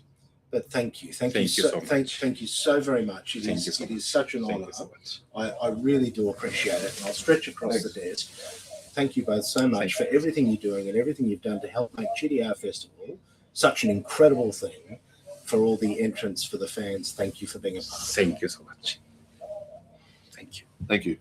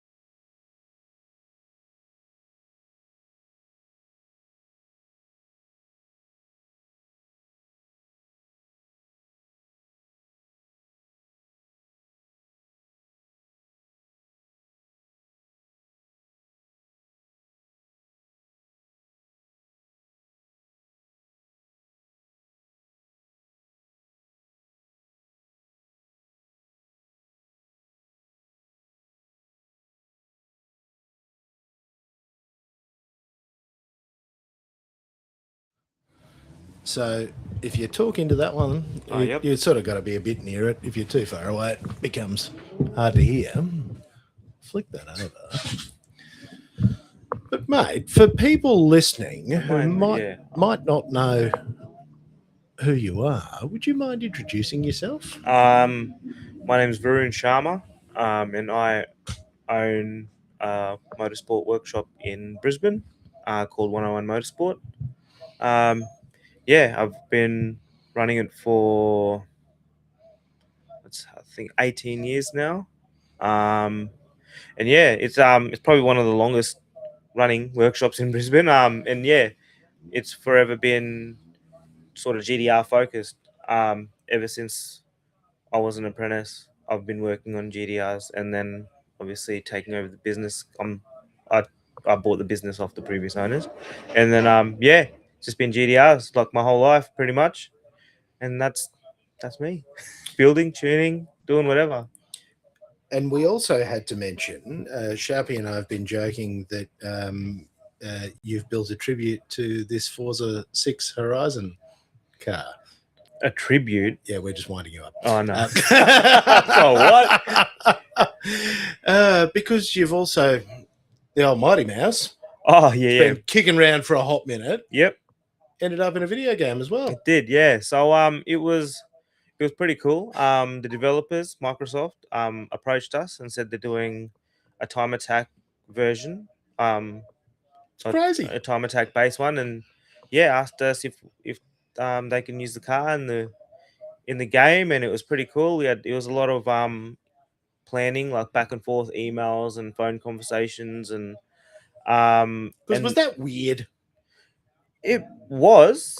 I'm not gonna lie. To have a car that you've built and worked on for so many years to be recognized on like such a big platform and to be featured in a game, it's immortalized. It's pretty, Like, it's there forever. Yeah, like that's it's crazy. And I think on some it's like on the cover. Yeah. So it's like kids will grow up like the way we did, and we're all, broken Fast and the Furious crazies. Yeah. But like there's kids growing up that'll drive that car and then they'll get to see it one day and go, oh, that's the one I used to play for. Yeah. Like for sure. Yeah. Like it's crazy. Yeah. It's so cool. And like we had to keep it all hush hush, like with the non-disclosure stuff and all that. But then as soon as it started coming out, I just was getting messages, bang, bang, bang. Like, look at what? Like, from all over the world. Like, is this for real? Is this the car? Your car? It's like, it is. You're like, and it was sort of surreal. It's just like, our car's going to be in a video game. And it's just like, it doesn't sound that cool, but then it's pretty cool. It's so, massive. yeah. Like, so, that's a global, and again, it's your brand, like your business, wholly advertising. Yeah. Yeah, it's pretty cool. You'll need a full line of merch up on your website. Is that? People will want to wear it. Yeah, wow. For sure. But it's cool, man. And then when it all was like, 100%, then Microsoft sent a couple of fellas over. They came to my workshop. They measured, scanned, took photos. Like, he was there for ages. He had like tape like on the ground and all, like doing all this stuff. And yeah, man, it came out exactly what it is in real life. Like, it was crazy. Cool. Yeah, it was really cool. That is so cool. I haven't yet. I don't know if the game's released. Or... Yeah, it came out a couple of days ago. Okay, like literally in the last 7 days. Yeah, so I'll definitely. They gave us 2 free access codes. Yes. But I'm giving that to the boys. They'll do it, and then I'll probably have to buy it. But come on, fellas, you'd give us a carton. But then Rob Newen, who obviously owns the car, drives the car. He's like pretty well known in the time attack scene. So the other car that he drives, that Dream Project S15, is also in the game. The Extreme GDR, I think, is in the game. It's cool, man. Like, it's insane, but also Aussie tuner stuff. Yeah, it's crazy that the fastest time attack cars are in Australia. And from a workshop in Brisbane. Yep. When in our whole life to go, Australian stuff is being recognised globally. Yeah, which is very much what this event is. Let's be honest. This is an Australian event, an Australian concept, something that Andrew Morgans has. Can't believe he's been doing this for a decade. Yeah. and turn it into an institution. Yeah. But it's highlighting the work of so many. Australia's at the forefront of GDR tuning. Oh, like the rest no of the world, doubt. they just follow. Like they're left behind. But in saying that, been doing it for like Australians have been doing GDRs for a while. It's been a hot minute. So but yeah, it's funny. Actually now that GDRs are going more and more to America and then seeing all the problems Americans are having, it's like, yeah, we've dealt with this 20 years ago. You're like, that was us 20 years ago. Yep. We were blowing them up then. Yep. And now you guys are figuring it out. It's just that they're $250,000 cars now. Yeah. Like, Yeah, whoops, it's crazy. not $2,000 half cuts. Yeah. Like, it's insane. Even like I remember, like there was a period where you could pick up a 32 GDR for 15 grand. oh yeah, that's so cheap. And then everyone just kind of forgot about them. Yeah. And then I think Paul Walker, the R34 thing, I believe that's what's sort of done it. And then just becoming a big collector's item. And I don't know. Everyone blames COVID. I guess. Still doesn't make any sense. Everyone needed to spend money somewhere. Yeah. And then it just also happened that everyone spending money on cars and GDRs just went crazy. Yeah. Is it like I still remember the R34s being 40 grand cars. And just like couldn't get rid of them. People wouldn't buy them. Like, that's it. God, Yeah. man, it's got to go a bit cheaper with the whole Nismo catalogue in it. Yeah. Like, and now. Yeah. Insane. Is it like we just had the CEO of Nismo sitting here? Yeah. Because there is manufacturer support at an enthusiast event. And I'm like, are we in an alternate universe? Like, have I woken up in some parallel timeline? What is going on? Yeah, it's pretty cool. Because you know it. I mean, you've been doing this forever. Like, this is just something us bunch of weirdos were like, let's go and waste all our time and all our money on cars. Oh, mate, and GDRs don't miss you. Oh. Yeah, it's whenever like people like ask me, oh, should I get a GDR? Should I do this? I go, mate, just be prepared to empty your pockets.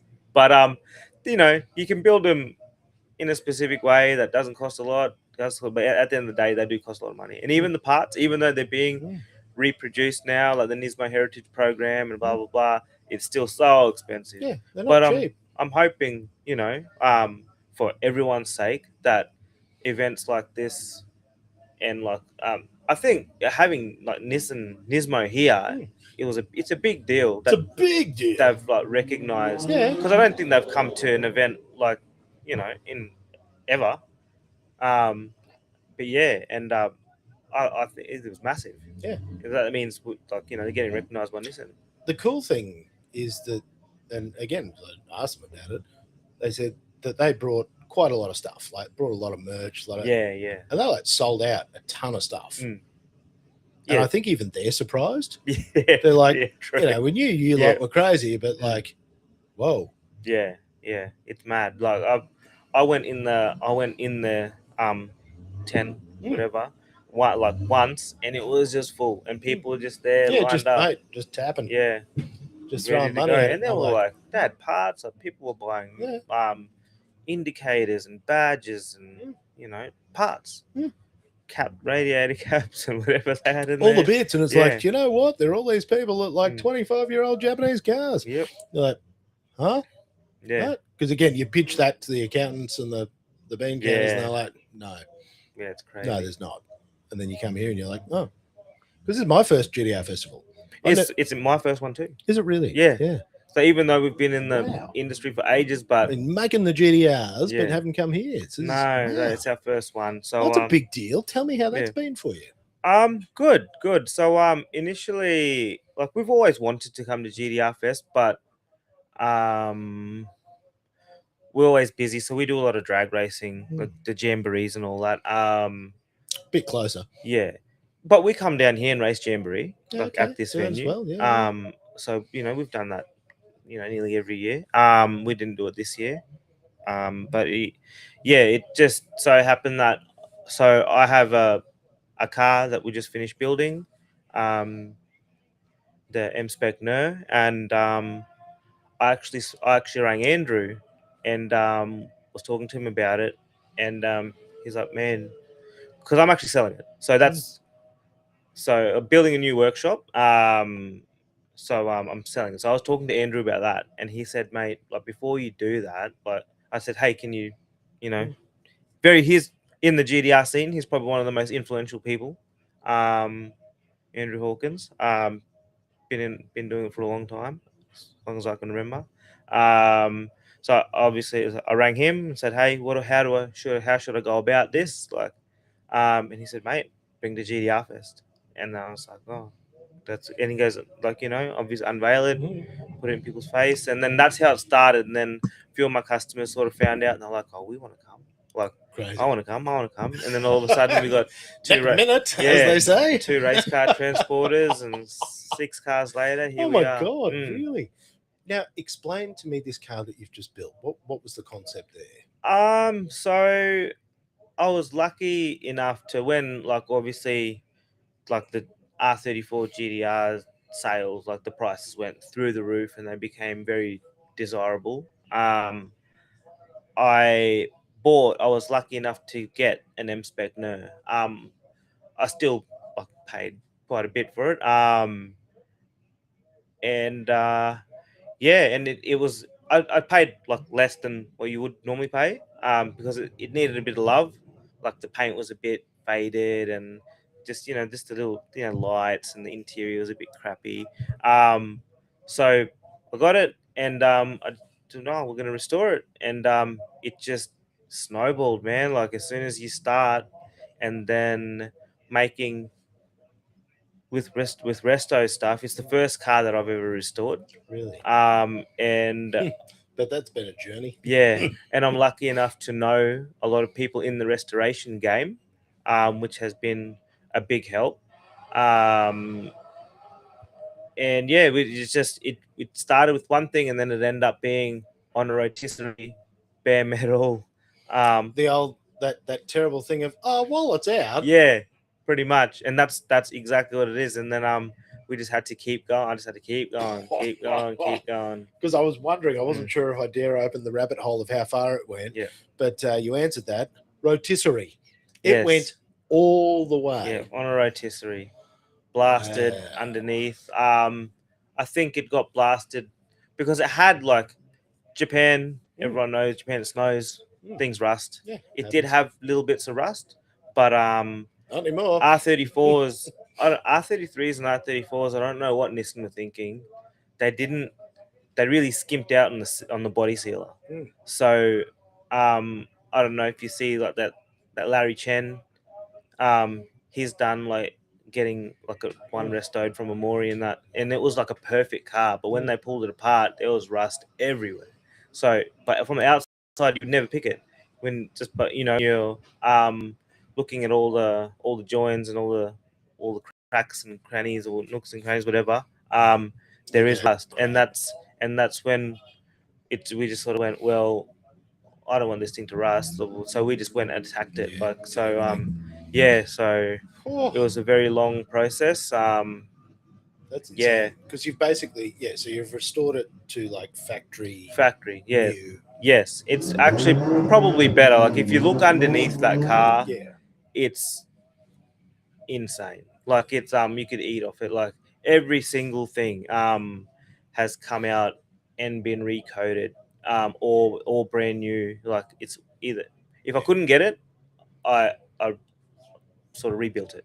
There's a lot of brand new parts in it, a lot of restored parts in it. But if you look underneath, like every bolt, every nut, if I couldn't get brand new bolts and nuts, I'd got them re-zinced. If I couldn't get this certain pipe, I got that like redone. Like it was insane, even to the point where a guy named Bundy, he's in the restoration game. He's the one that did a majority of the restoration work, and the steel that Nissan uses is 0.8 millimeters thick, and it's a certain kind of steel. You cannot buy that steel. Like, great, yeah. That's handy. So Bundy was going and buying like brand new doors, like from a Nissan X-Trail, I think, or something, some Nissan car. He figured out that it's the same thickness steel to get the correct. Yeah, to get the correct metal, and he was buying that, and then like having that, to cut it up and cut it, and then my making God, the to have shapes. the Like right I got steel. photos of like the whole process, and it's insane. Like just obsessive. yeah, That's the steel, very cool. the same thickness steel. Like so, when he did it, it would have been like a floor. It's like all like a so it's all flawless repair. Yeah. It's You so, can't make that up, can you? That's no. So he was crazy. buying doors and literally cutting up these doors, like big so doors, that it was correct So it was the steel correct at thickness the steel, and correct gauge. Holy. and that, and it's got brand new towers in it, brand new Yeah. shock towers. It was just I found a GDR front cut, Mm. and it like a non-rusty one. It had little bits of spots, like spots of rust in the towers. So it's got brand new towers in it. And if like every process though, and it's been sealed like way better than factory. The engine bay, it got painted, like gloss finish. And when I put everything back together, I made sure that like on R34s, like there's all this, just like the injector, resistor pack, and the boost control solenoid. It's all up there. It looks very ugly, so I moved it all down just to make it so you can see the towers nicely. I put like Nismo parts on it, like a Nismo strut tower bar and like all that stuff just to make it nicer. But yeah, man, it was a big process, massive. And then my friends over Jason from JDM Legends Garage, he did the paintwork, and the paint is flawless. Like it's insane. Like how much effort, and we couldn't pull the front screen out. That's the other thing. We could, and then so M specs, because they're the luxury model, you can get all these whatever factory extras you can get. So that car has a heated front windscreen. Huh. And when they went to pull the windscreen out, you cannot get a heated front windscreen anymore. They're like obsolete, out of production, discontinued, whatever. So then they were like, "Hey man, like I'm not pulling this windscreen out." And so, okay, cool. So that's the only thing that didn't come out of the car. The front windscreen had to stay to keep it all authentic. Wow. Yeah, but all the glass came out. But yeah, heated front windscreen that car has. So it's I didn't even know. Made of genuine unobtainium. Yes, pretty much. And yeah, it was crazy, man. Like I was lucky enough that when I started the resto, I was able to get all new seals and like whatever it was, because a lot of the stuff has been discontinued. So I'm hoping that this makes them back into so you're not production. Doing global searches and like finding the last bit, in some obscure country. Yeah. And going, oh great, I'll send my money over there and hope that this thing arrives. And a lot of that did happen. Like I was scouring like Yahoo Japan. Yeah. And I was just like buying stuff because I just could not get it anywhere else. Like you get stuff that like appears in like the old Soviet bloc, or in, heaps of stuff ended up in Saudi Arabia or something. Yeah. And just there going, righto. Oh well, guess that's where they are. Yep, pretty much. Oh, dude, what a journey. Yeah, but it was cool. Like it was really good. I learned a lot about the car, because even though we modify these cars, like I've been modifying them forever, I have never fully pulled one apart and fully put it back together. And I was just like looking at it going, man, I don't know where this goes. Like, the pulling apart's so much easier. Yeah. And it was just boxes and boxes. But luckily, like I have another R34, and I literally had it on the hoist. And I was just like, I was walking around with a part in my hand, and I was going, what is this? Where does it go? Oh, there it is. Yeah. Right up. There it goes. And it was funny, man. It was so funny. And then just getting all the stuff like redone, re-zinked. It's just like, oh, what is this? Because I had it, like we had it when one of my staff, Nav, when he pulled it all apart, he had it all in like sections, like labeled little boxes and whatever. And then when we put it, I gave it to the zinc coders, the electroplaters. I gave it to them all in these little boxes. I got it back all in one box. No. I was like, oh no. Yeah, so that was another thing. Just putting the right bolt in the right place, like, and then and they should know too. And you're like, no. And then anyway, but that was another fun thing. But Yeah. and lucky Andrew, Kudos Motorsport from up our way, in Gold Coast, he was a massive help as well. He, just new bolts, new nuts, his knowledge as well. Could just send him a photo, and he's like, "Oh yeah, actually that one goes down under there." Yeah. And he ordered heaps of stuff from Japan. You can't do these things alone, can you? Nah. You need a bunch of crazy friends. Yeah. That all go.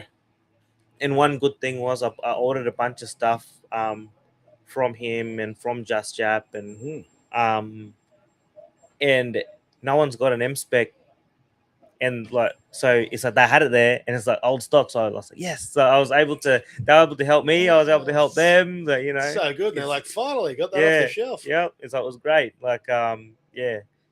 So it's cool. It was cool, man. It was a really cool journey. And then I got the seats retrimmed. And they pulled it apart and they sent the leather away, and they matched it, and they sent it. I think that all the material came from Europe.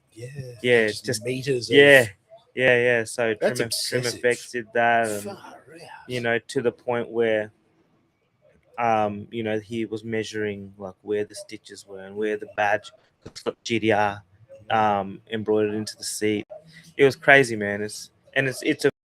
It's a full, we went to every single detail we possibly could to get this car right. So that car, I would assume, especially as it's something you're going to sell, that has the potential to reach a global audience. Yeah. It may not sell locally. No, well, I don't think it will sell local. I don't care who buys it, but I think it will probably go overseas, to be honest. If I do sell it, if it sells, which would be great, but because it is the holy grail of GDRs, pretty much R34s. Apart from a Z tune, and that's a whole other thing. That's a whole other thing. But it is, and it's the only one here. Really? Yeah, it's the only one here. This many GTRs. It's the only. Well, it's the only. I think it's even the only NER here. There's obviously V-Spec 2 NER, but it's the only M-Spec NER. There's a couple of M-Specs, like the Silica Breath color, I've seen. They're very nice color as well. But yeah, Millennium Jade M-Spec NER is the one, or Millennium Jade V-Spec 2 NER, whatever. They're the one. That's the one you want. And it literally is the only one here. And I was looking around going, this is probably the most expensive car here. Apart from, some of these Lambos and whatever. Chance. Yeah.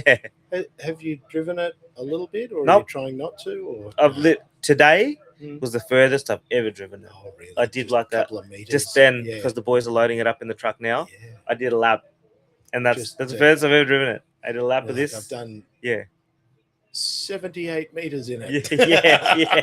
Because as soon as I got it, as soon as I come off the boat, got dropped to my shop, and it just went in, and it engine out, and it just started.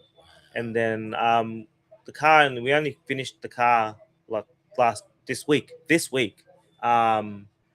Wednesday. The car left Wednesday. We finished it Wednesday.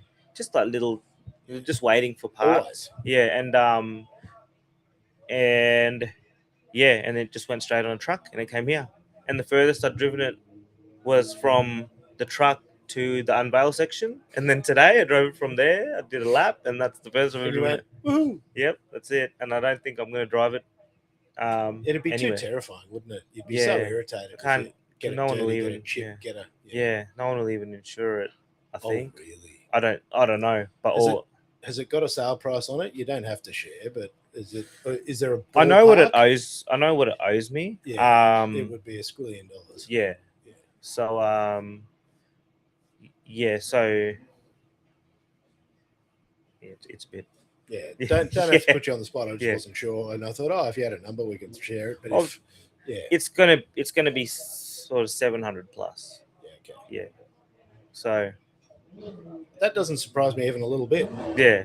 The Amori one, isn't it $500,000 to start? Yeah, I think so. One of those, if I remember correctly, and that's old prices. Yeah. That's not today prices. Yeah. So that is what they cost. I knew it'd be north of $500,000. Yeah. Because I mean, that is rare. But then to take it to the level that you've taken it, where you've gone, oh no, these things are problems, and we fix them.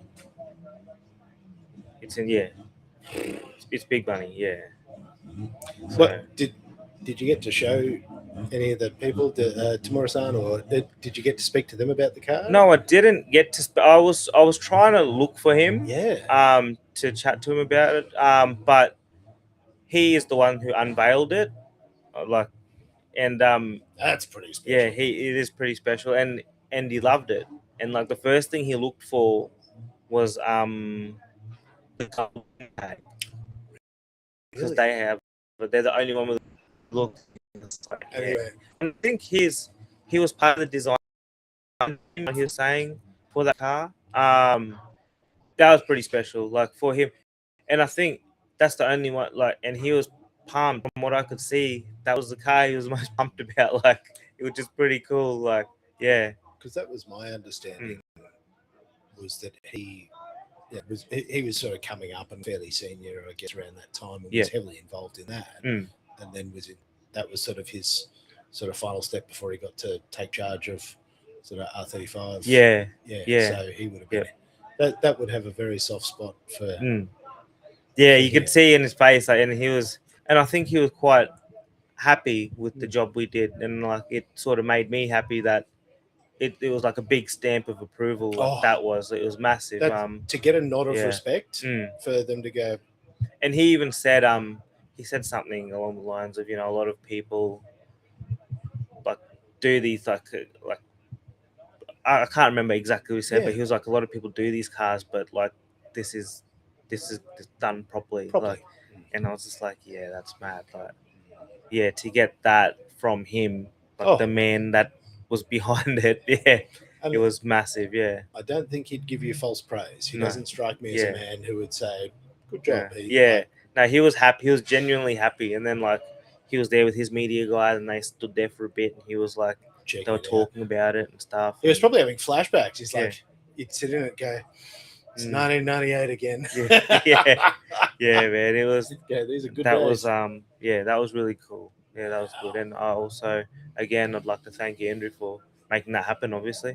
Well, that's the thing, mate. Without Andrew, none of us would be here. Yeah, that's it. He's he's done a good thing, and that's what I said to him. He came in yesterday for a chat, and I'm like, I just tip my hat to you. Like, I've been coming to his things for a long time. I did ADGP with him. What feels like about 15 lifetimes ago. Yeah, true. And watching all the things he's been through, and a lot of work. Yeah, a lot of uphill battles. Heaps. And then to get the things that have happened today, like his HKS build, to have Nissan, to have Nismo, to have all these people here, and he's like, they're working with me at my event, and it's like just that surreal moment, of going, this is insane. It's so special. Like, all of this is so crazy, special. Yeah, but again, it needs people like yourself. Who, you've truly gone out of your way to make something special, and that's what this is. This is just a collaboration. It's insane. Like if you look around and at the scene, and just what all the different workshops are doing, and all these guys, the owners of the cars are so passionate, and you just look at some of these cars, and it's mind blowing. Like it's crazy, insane. Because it is. It's pure insanity. Because there's no rational reason to do these things, or to take them that far, or make them that good. It doesn't exist. No, it's not. It's passion. Yeah, it is. Like it's silly. Like some people just don't understand how you can sort of spend so much time, effort, and money on these cars, but you'll never get like a feeling that will duplicate that. Like when you have seen your finished product, when you sit in it, when you drive it, like when you hear it, when you feel like everything from it, it's just something completely different. Like people that do it will understand. People that don't do it, they'll never understand. So he said, we're just a bunch of degenerates. Like, we're just, somebody was saying it's like it's like gambling or something. But like, we're the same. We just feed in for that. There's that feeling that we get from this thing that we do, that we put in way more than we should. Yeah. But it is just truly, it is unbelievable, isn't it? It's crazy. And like I like one of my mates, who he like become like quite keen with like all this sort of stuff too. So and when the car started going like to the point where it's going, and I just went like, I'm not doing this, and he was like, man, you got to do it, like you have to. So he's actually invested in the build because it just cost me like way too much money, and you can't go to the bank and go, "G'day, bank, do you know what I'm doing?" Yeah. And they're like, and he was just like, man, you got to finish it. And I just, because I had a lot of stuff going. I got a we brand new need good workshop. enablers around us to so go, we believe. Yeah, so I'm lucky that I had sort of backing there as well. But that's special. Yeah, it's pretty cool. It's cool. They see the vision. And he's another degenerate. Yeah, we're just a bunch of loony bins. We're all of us. We're all just out of our minds, but beautiful way. Yeah, it's crazy, man. It's insane. Like, I've known obviously Sharpie for a long time. He's been saying, we gotta get you on, we gotta get you on. Yeah. I'm sure he's been hounding you to come and chat with us. It's good to see like what he's doing now. But yeah, I've known him for a long time.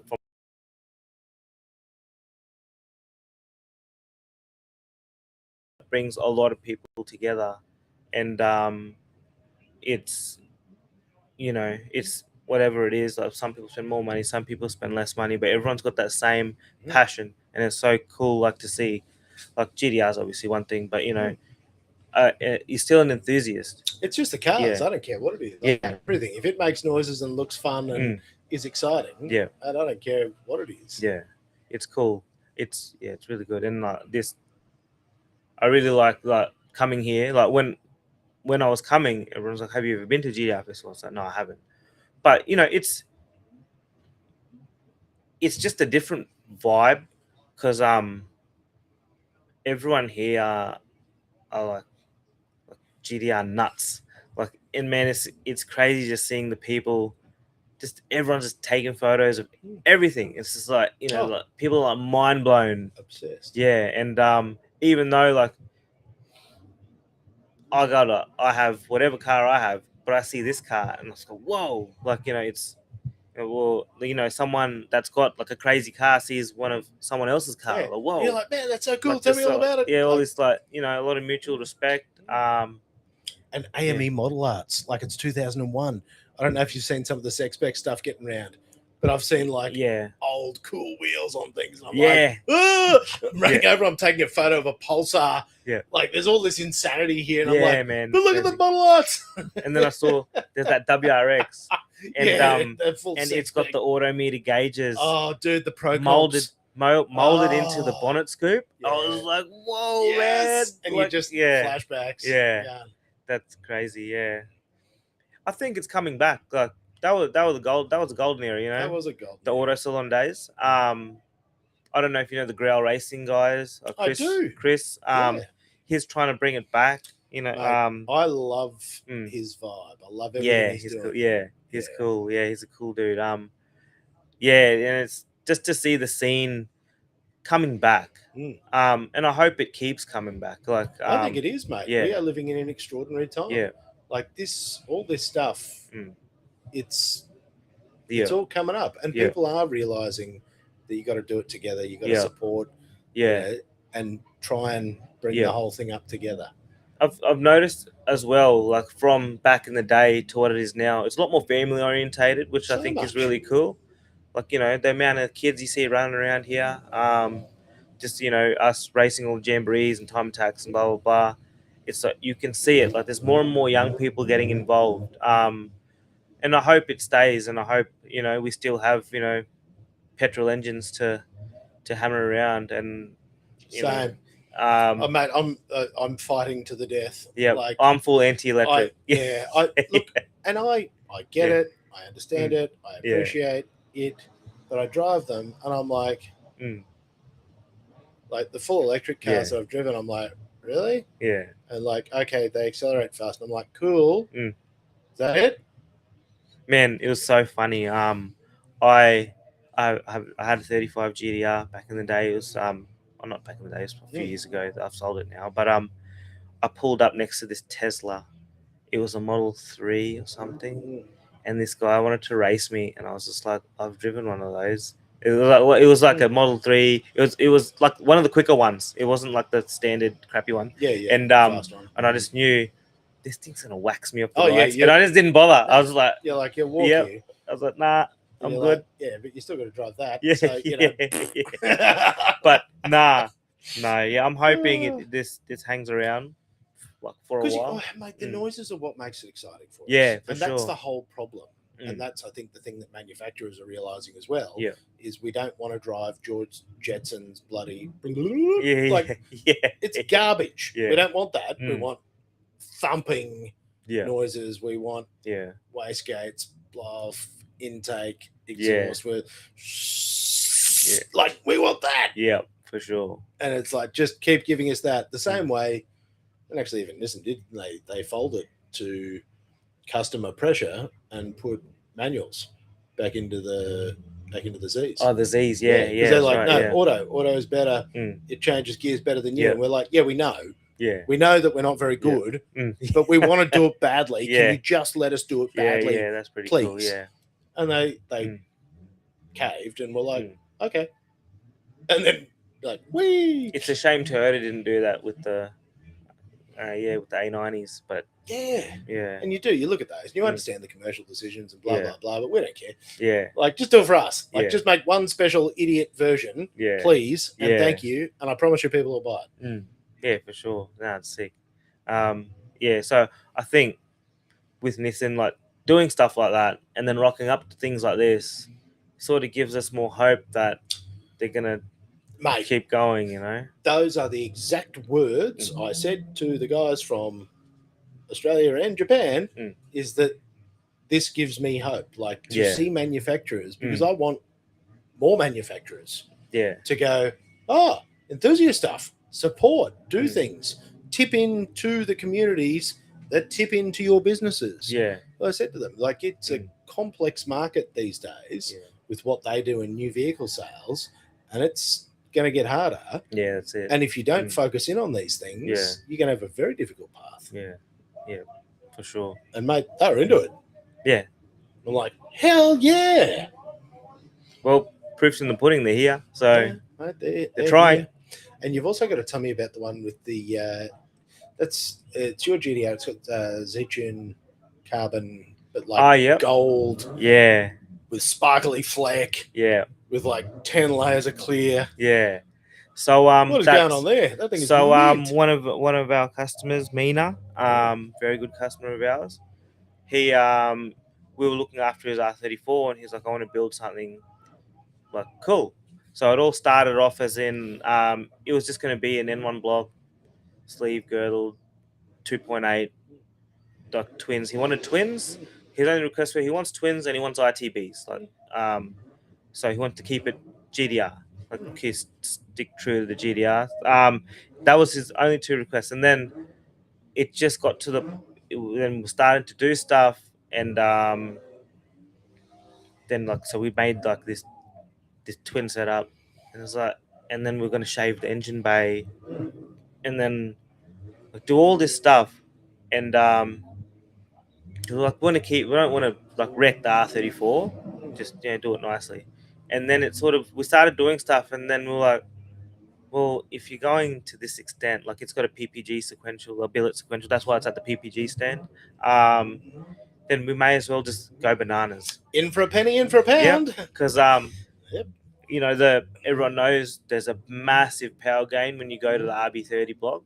Like the torque and the power, like, you know, even though you'd think, you know, you stroke a 2.6 to a 2.8, and then you go, 3 liter. It's not that much bigger. Like it can't be that much better, but it just is like just the way like the stroke and the way that engine works, the amount of torque it creates and the power it makes is just way better, bigger. And so we was like, okay, we're gonna go an RB30, and it's like the only way we're gonna go RB30 is if we go billet, because obviously, you know, everyone knows RB30 blocks aren't that strong, but they're not as strong. So then we got, okay, billet block, and then it ended up being, okay, now we need dry sump because we're on billet. And then, so it was dry sump, and then it just ended up going bananas. And then he was just like, and then he bought a full carbon front end, and then it went over to Jason from JDM Legends Garage, and he has this process of how to. I asked him because I was like, man, it looks like the carbon is gold. Yes. And he goes, and like that carbon, that was dry carbon, black normal carbon. And I went, and he explained it to me. We put this, and then the light goes in, and it reflects back, and then we put this one, and it changes and the light bounces off at a different angle. And I was just like, what are you talking about? Yeah, mad science. Yeah, wow. So that it's not just going, like because like it looks gold. It looks gold. I don't believe that was black carbon. No, actually, it looking was. at it, Yeah. like, how do you do gold carbon? I'm like, it was black. Wow. And so he's got this, and he's like, he's a full nerd, and he was just like, mate, he's got that salt bait. Like he's explaining it. wow. Yeah, how he did it and how he does it. The light bounces off this and that, and they use this product and this candy and this one, and he like did different shades of it. Like, and then Mina, the owner of the car, he picked it because he just went, I want it gold, and and then obviously we went the car like that's probably the most full on car like we've ever built. Like because it's gangster. Yeah, like if you look at it, and it's pretty much as you see, it looks quite empty. But it's nearly complete. Like it like we've used the dime, you know, the snap, the quick release fittings everywhere. It's everything's billet. You can see the parts that are produced that are still black because one of my staff, Mohammed, he's like really good on his 3D printer. So so we've been building that car, and his 3D printed stuff, like you can see like the inlet runners, there's a pipe that comes off, there's all these other like little fittings and stuff. It's all 3D printed, and then that'll be I don't know how they do it, but you know, that bang that file in a CNC or whatever. I don't know what they do. Do they just make the magic, digitize it and blah blah, all that will be CNC. But to get here, it's like there's all this stuff like behind the scenes that happens, like that with the extent we've gone to make that car what it is, because you can't buy any of that shit off the shelf. No. So make it. It's been made on a 3D printer, and then that's going to go get CNC machined out of obviously billet aluminium, and then our fabricator, Dan, he went to a lot of effort too, because when we shaved the engine bay, you know, everyone just cuts the tubs out and puts smooth tubs, and it's like, no, we don't like that. I don't like that.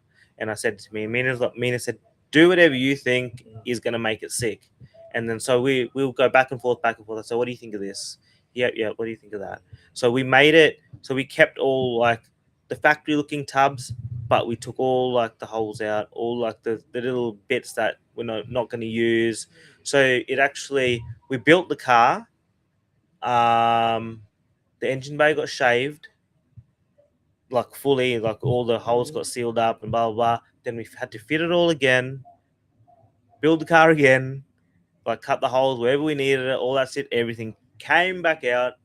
Then it went to paint, like he painted it came back, and we put it all together again. It's just like in out, and then it's a massive process, and the like attention to detail, that's what takes the most time. Like it all looks great, but making things like invisible is hard, and like without making it a nightmare to work on either. Like you don't want like a big bird's nest under the, like just shoved under stuff. Hidden. So we've had to, like, you got to plan, like, you know, you got to plan these things, like how's it going to be easily serviceable, like maintenance wise. When you got to change something, and swap that out. How do you do that? And like, you know, using parts that are readily available. Like a lot of it is custom parts, but it's not just as simple as you just build it. You got to plan it, and there's a lot of things involved. So much, and that's what's always so fascinating about these things. Is you look at it, and you go, "Oh, that's cool," and then you hear the story, and you're like, "Whoa!" Yeah, it's not simple. It is not simple. And and that it's going to be pretty insane. It's a billet 3.4. Bloody hell! I didn't even know they went that big. Yeah, billet 3.4. Precision. Oh my god! 58 mil turbos. Well, since you've planned, what are you planning for it to?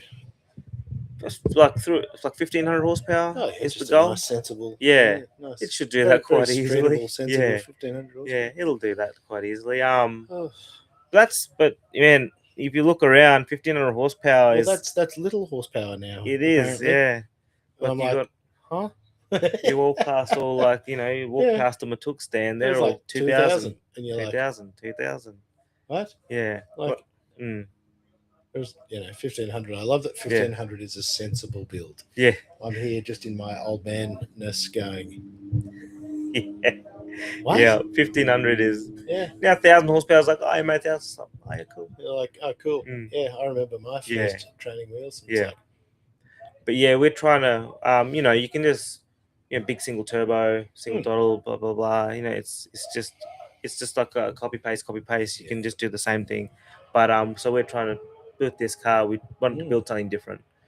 So that's what Mina wanted as well. Something different, something cool, and yeah, he wanted all the front like gold, and it's insane how that actually turned out. I couldn't believe it. Looks sick. Like because again, if you say it, you're like, no, the front's, and you're like, what? Yeah. And then you see it, and you're like, that's just sick. Yeah. It's just a work of art. Yeah. Thank you. Yeah. It is a work of art. And that's, because you stand there, because again, all us other weirdos, we are just there going, whoa. Because you can see, even though we don't fully appreciate what's gone into it, you can tell. Yeah. And you go, that's like, you can see somebody has put extraordinary care into it. Yeah. And then to hear it as well, and that's my favorite thing about chatting to people at these things, is just getting an understanding of all this stuff. Yeah. Of what actually happens, what actually goes into it, how insane it is. Yeah. Yeah, it's crazy. Yeah,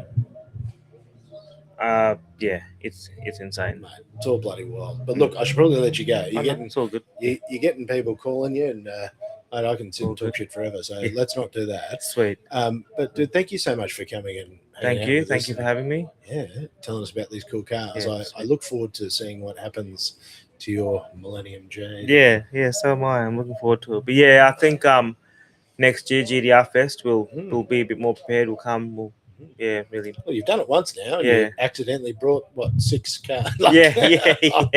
So yeah, another big one. Yep. Thank you, sir. Cool. We'll let you get back to it, but really appreciate it, mate. Oh, and if people want to check out your stuff, how do they follow? So just it's very easy to remember. 101 Motorsport. The numbers 101. Instagram 101 Motorsport. Facebook 101 Motorsport. And yeah, we're all over social media. Well, lately we've been sort of during the transition of workshops. We've just our social media has been a bit quiet, but we're on there. We're always on there. You can find it. And yeah, that's how you find us. That's how you get a hold of us. And yeah, that's us. We've been around. Rock and roll. Sweet. Sir, thank you.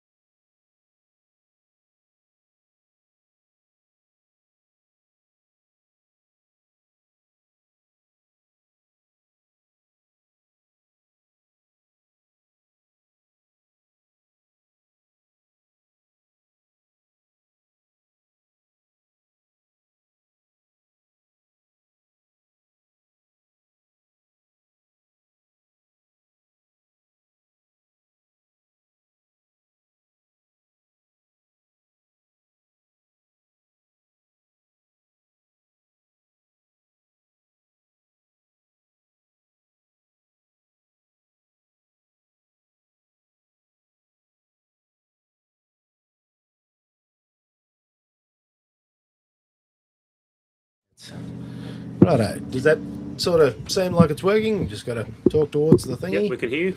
Beautiful. And you can hear me. It's almost like we know what we're doing. Except somebody just knocked out the beer. It's going well.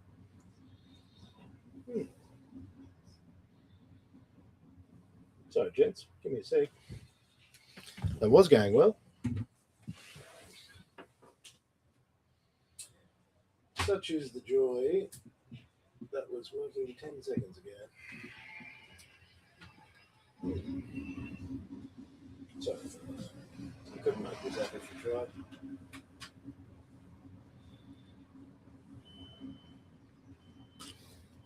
Yeah, that's gone off. I know exactly what they've done. They've bumped it. You'll know. Sorry, guys. Yeah, Daniel. How are you, mate? Yeah. So I told Adrian come pick one up, and I was gonna take one. So just to make it just like a finish and be done. I was just gonna get him to take cots, and or vice versa. But yeah, just worried about the front bar. That's all. Yeah. All right. Is he back? Yeah. We should be done anyway. We should be done by the time if he's back here. Yeah. Because I can't stay long anyway. Thanks. Bye. Do you need me to drive one back, or are you good? I'll organise it. You can. It's up to you. I have no problem. Yeah. No problem. Yeah. I can do just till then. Yeah. That's what I was looking for. I was going to say if you wanted. Yeah, that's fine. I told Din to take the van. Yes. Okay. And then we'll just tell.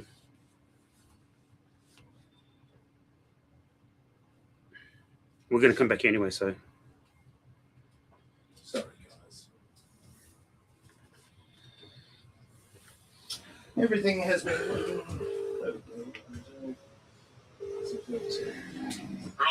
Adrian. is he on his way back already? Are you on the way back? I'm with Con. I'm offloading. He's offloading. Now.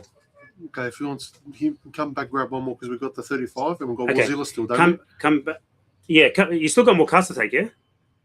Yeah, well, Stewie just said to Daniel he's taking the 35 and I was getting the 34 picked up. Warzilla, yeah? That was getting done right now. Yeah, that's it, done. Yeah, perfect. So who's picking up Warzilla? Stewie was taking the 35. the 35.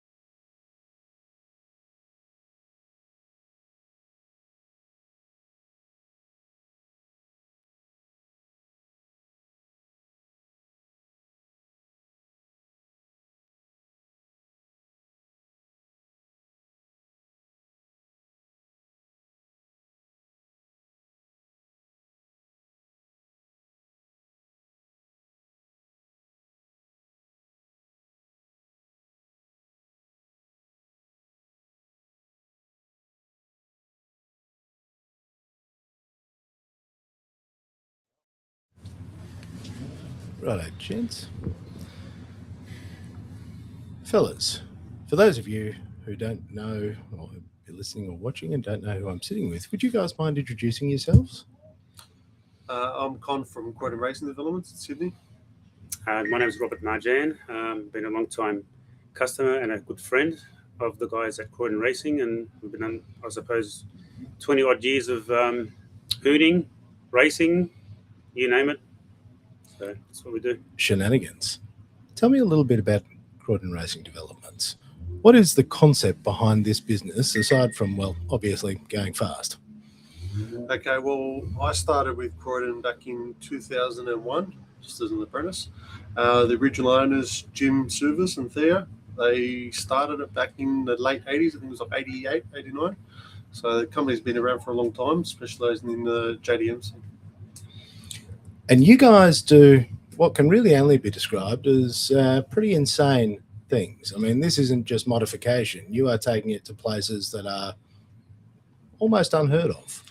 Yeah, well, there's a few special customers that like pushing the limits. This isn't pushing, though. I mean, like, there's pushing the limits, and then you guys are just finding alternate universe. If that's what you want to call it, yeah. That's what it looks like to me, because, you know, for a bloke that goes, what is... Because I'm from Queensland kid. There is something going on here that is just on another level compared to the things that, you know, that I've ever seen. What is it that you guys are looking to achieve with taking these vehicles to these places? I mean, 2,000 horsepower is now kind of normal. It is pretty normal these days. I guess Rob's got a bit of history with pushing cars to the limit and trying to step them up and just continually go faster. And that obviously leads to, you know, flows down through the customers. And Rob, you got to tell me, what makes you want to do this? I don't know, other than to say it's just the passion, that, you know, adrenaline rush of wanting to, I don't know, from the very get-go, I love racing and setting my own personal targets and pushing towards achieving them, and I suppose making them possible a reality in many ways, but because nothing's impossible if you chip away at it. And I think that's, I suppose, the motto of what we do, and that's pretty much it. So in the GTR world, yes, I think over the years what we have achieved is unheard of, but in the import world, we're still chasing that number one spot, and we won't stop until we get there. You know, we're relentless, and yeah, it's just what we do, I suppose. And I'm blessed. I've got such good friends, teammates, you know, people that are just as driven, you know, and passionate and love what they do as well. And I suppose that's why, you know, we are able to, you know, when we're down and kicked, you know, we still stick together, and when we're, you know, on highs, we, I suppose, enjoy it, because far few between. That's racing. And see, I just thought you must like converting money into noise. I thought it was a just lot of that. A lot of that as well. Like just tipping it in and going, yeah. Yeah, because the collection of toys there, but it's also a beautiful family feel. And you guys welcomed us in for a bite to eat as well. And you had the yeah, that was my dad on the barbecue all day. So, and I think that was the best part, because I walked past and it started raining, and your old boy's there, and that chicken. Oh, I mean, like, far out. Us and the boys were just going, what is going on? We are standing in a car park at a drag strip under a tent in the rain, eating some of the best food we've ever enjoyed. What is going on here? Like, look, we try to keep all the families involved in everything we're doing. Obviously, it's a big commitment what we do. So the more we can bring them all in and enjoy it all together, the highs and lows, I guess, the better. Well, yeah, this one event a year, I suppose we get spoiled, because Papa John comes out and he puts his barbecue on and his marinated stuff and all the rest of it. Usually when we're racing, you know, like the missus barely has time between cars just to cook something up, and we just keep going. But yeah, it's just, as Con said, it's just that family environment vibe, and that's what keeps us together. Is your dad's chicken recipe on the website somewhere? Definitely not. Because, He mate, cooked up 60 kilos of meat today. Yeah, if you could sneak that, if you could just have, Con's recipes. Sorry, your father's name was John. John. Sorry, it gets yeah. late in the day and my brain No, snaps. that's all right. I've caught myself. No, we need John's. We need John's pro tips. Because, mate, I would. He doesn't tell anyone. Yeah, it's his secret. And see, that's what I was worried about. He doesn't even tell me. I'm like, that's so good. That is a secret family recipe. Like, you guys have ruined me on that one. It's definitely not the same. It just means he has to come back next year. Yeah, that chicken, like, I'm still. We were just having a moment. Gibbo and I were there going. But that family atmosphere, I think, is really beautiful because racing and these things that we do aren't always the best for family time. No. Because definitely a lot of late nights, a lot of weekends, a lot of, that 10-minute job now took 3 days. So to be able to welcome them in, that's a really lovely thing that you're doing. I'd love to know a little bit about what it's been that's really built this enthusiast family feel, because that's not by accident. Would you mind telling me a little bit about that? Look, I guess my background in particular, and I'm sure Rob's the same. You treat everyone the way you want to get treated. You bring everyone in. If I've got something, I want someone else to enjoy it. And if we do something, we want to do it all together. So the more, how can I put it? Just that whole family environment, it does make it easier. It makes it a happy place. And as you said, this whole car game, it's not a 9-to-5 job. So if you don't bring your close friends and family into, what you do, and let them be part of it, to the extent that you can, obviously, then it can become difficult. So why not, embrace it, make it a family event whenever you can, especially with these days like days like this. There's a few events here where we belong, like the Jamboree, GDR Festival, and a couple of those, all the main ones, far and few between. But you just embrace it, welcome everyone in, and it's hard work, as you see, because massive. It's a big commitment just to pack up every day and all the rest of it. It's not a 5-minute job. No, it's exhausting, but we just keep going. How many cars do you guys have here this weekend? In our crew this weekend, we had about 30 cars. 30 cars. Yeah. Including the guys that are just on show. Yeah, so the racing and display was about 30 cars in total. Yeah, that's a lot of people. That's some fairly serious logistics. Yeah, tow trucks, customers going backwards and forwards with their trailers helping out. So everyone's doing their part to help. So I saw it. You guys coming in here, their phone goes 10 times. Somebody comes and visits you, need a set of keys. Like, it doesn't stop, does it? No, it definitely doesn't. Absolutely relentless. Did you guys get to enjoy yourselves as well? Did you get to have a? Yeah, of course. Yeah, look, you get your ups and downs. Look, we're very competitive, and we're out there trying to win every class we can. It gets difficult when things don't go your way, but that's just what we do, and we understand it, and that's the game. It's actually what makes right. the victories so special. Correct. Because they're so they become sweeter. Yeah. Because they are. You can do everything right and it still doesn't work is very much 100%. the story of this. And those little unicorn magical moments where everything somehow works. All the stars line up. And you're just there going, sort of looking at each other in shock, going, it didn't, that we didn't have one part disintegrate itself and let, I had somebody in earlier today and they just had a drive shaft just go to Bluetooth. And it's just like, But then there's another part being driven in, they've rung somebody and somebody's coming and they're going to fix it here and we're going again. And you're just there going, geez, there's something wrong with all of us, isn't there? Like, who would do this to themselves? It's punishment. Isn't it? But for those, that split second of satisfaction, that 6 or 5 or 7 seconds of satisfaction is worth it. It's pretty magic. And you guys have been involved in GTR Festival for some time? Since the first one, yeah. Since the very first. And tell me about that. How did you get involved in the first one? What was the sales pitch from Mr. Hawkins? Look, it wasn't really a sales pitch. We've been doing Andrew's car for a long time as well, so we always support him in his events. We've probably been at the forefront, along with a couple other shops of, the whole GDR scene and pushing the scene to its limits and lifting it to the level it is today. Yeah, look, just by default, what we do and what we bring to the table makes these events work. And in the early days, before it became a huge festival that it is, it was just a bit of drag racing, a couple of small bits of a couple of stands, this and that, and it's just grown. So we've been part of that journey that Hawkins has built over the years. We even took Jun overseas last year for his first USA GDR festival. Right.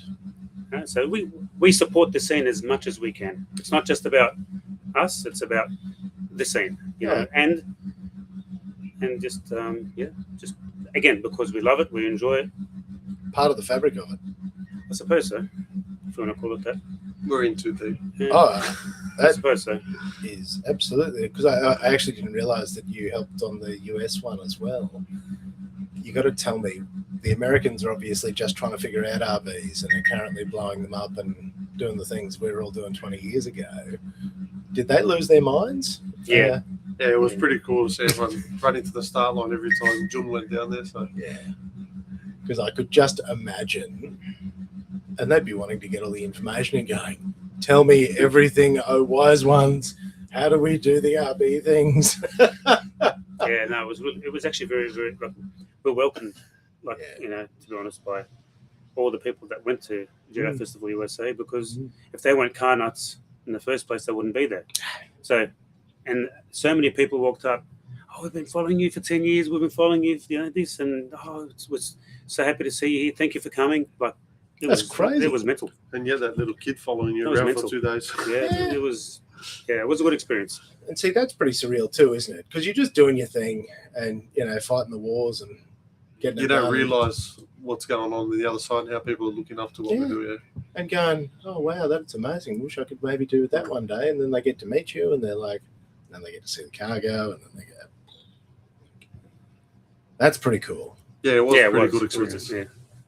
Are you going back overseas? Is there a plan? Maybe. See what happens. Yes and no. I'm just going to say it's a big commitment to just get up and go. Oh, massive. Sending the car, this, that, uprooting the guys as well, away from their business, away from their families, all the rest of it. You can do it so many times, but we're committed to so many events this year anyway. Yeah, so this is over and above. Even nevertheless, it would be a fantastic experience because it's another overseas country. Let's just say UK. Okay, where we're having discussions with Andrew about that.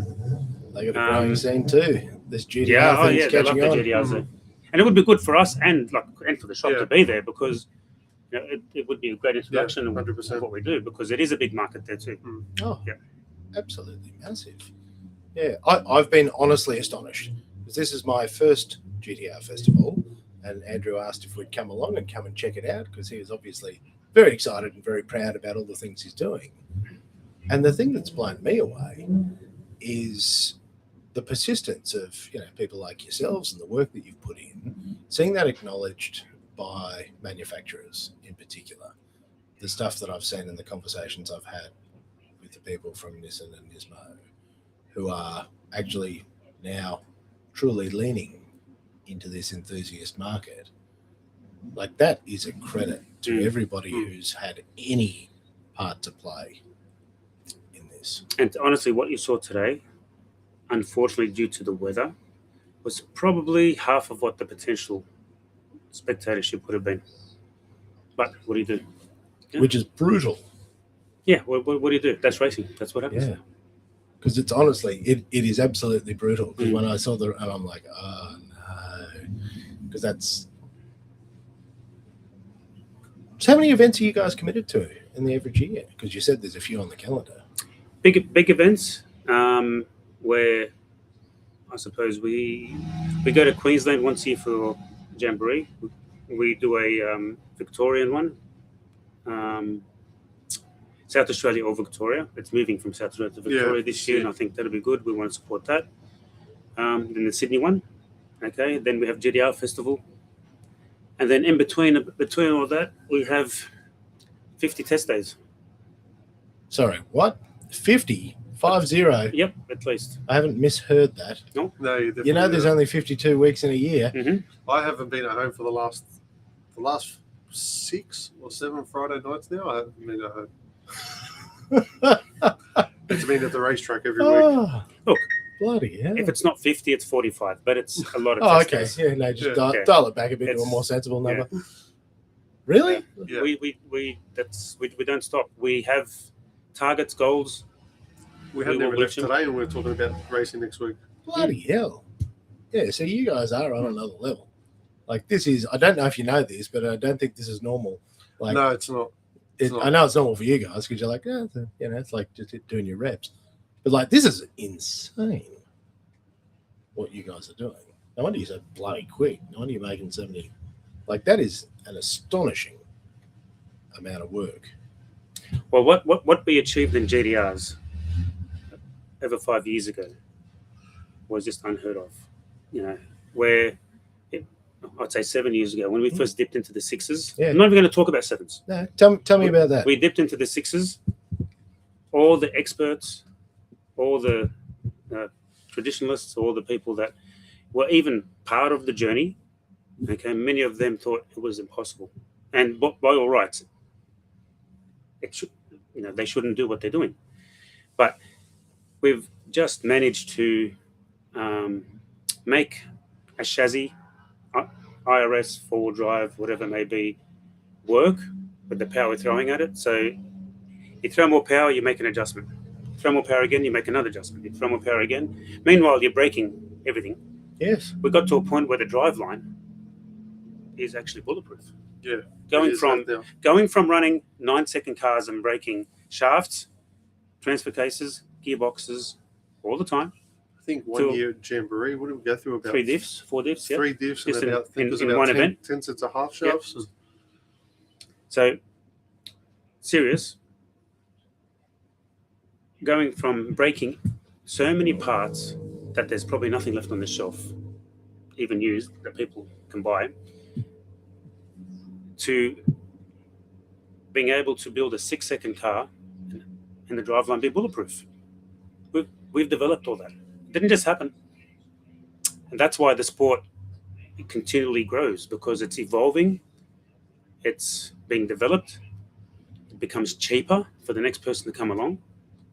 You got to think, the first person that's doing something spends the millions, second person half that, third and as you go, then they build a car once and it's done, because there's a formula to build an engine that's bulletproof. Well, not bulletproof. Nothing's bulletproof to the extent, of course, but an engine that can give you like years of life or months of life or some sort of reliability. 100 hits before it needs to a full strip down, but you just do a rod change and things like this.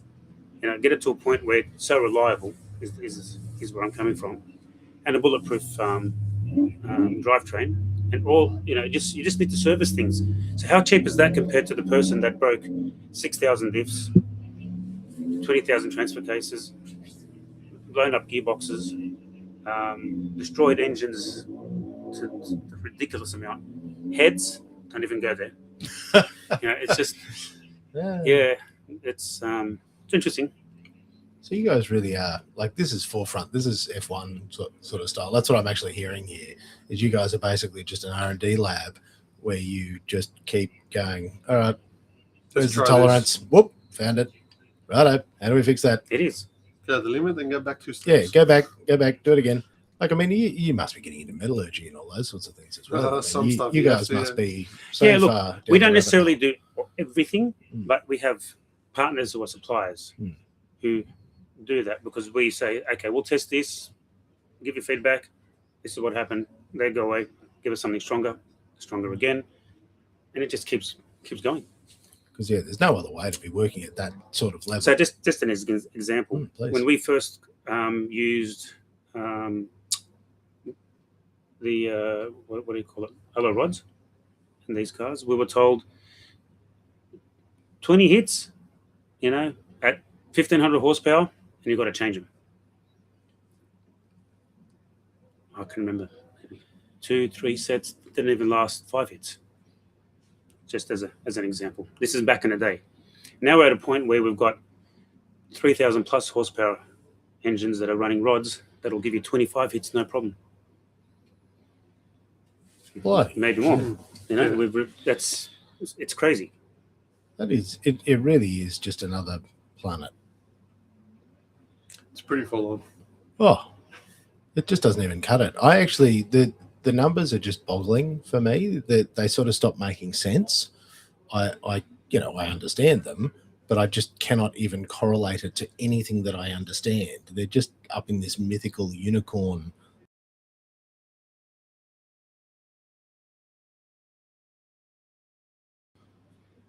There's a lot goes on under that engine bay, that's for sure. Because just your heat transfer, all the little things that you sort of stop and think about that make a vehicle go.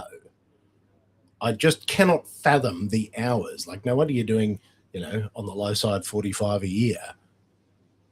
Yeah, we're learning every day. And look, even we get lost in ourselves. I'm tired just thinking about it. No, we get lost in ourselves. We think, okay, you know what, this looks like it's working, so we just jump on that and then realize, oh shit, we went the wrong way. We're in there too much that way. Yeah, we fall for it. Doesn't matter. It's just what happens. Is there a place where you'll be content, or is this just forever? I mean, I'm so confused. Where do you go when you keep outdoing yourself? When we're number one at the main goal.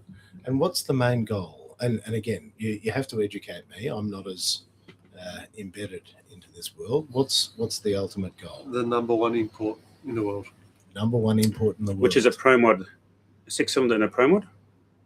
The category is Pro Import, or Extreme Import, Pro Mod.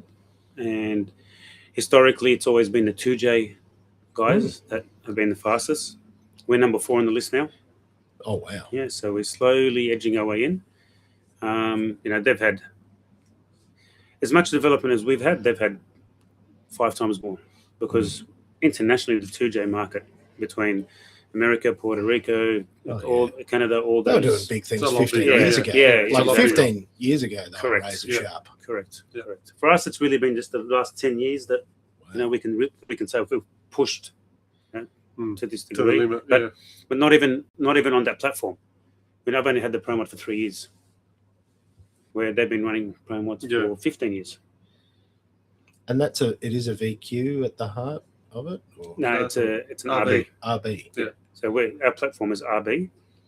Okay, and our competitor is, I suppose, is the 2J, which is a Toyota base, and we're Nissan.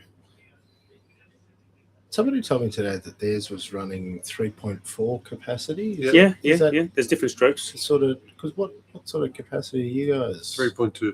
3.2. Yeah. So the more traditional. I didn't know that there was. The traditional is 2.6. Yeah. 2.6 or 3 litre, depends on the traditional engine. big. Yeah. What I was. Yeah.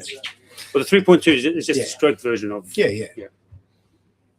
But look, there's stroke kits up to 3.6. Are they really? In the RB. Because see, I stepped out of this world for a couple of years while I was doing dad things.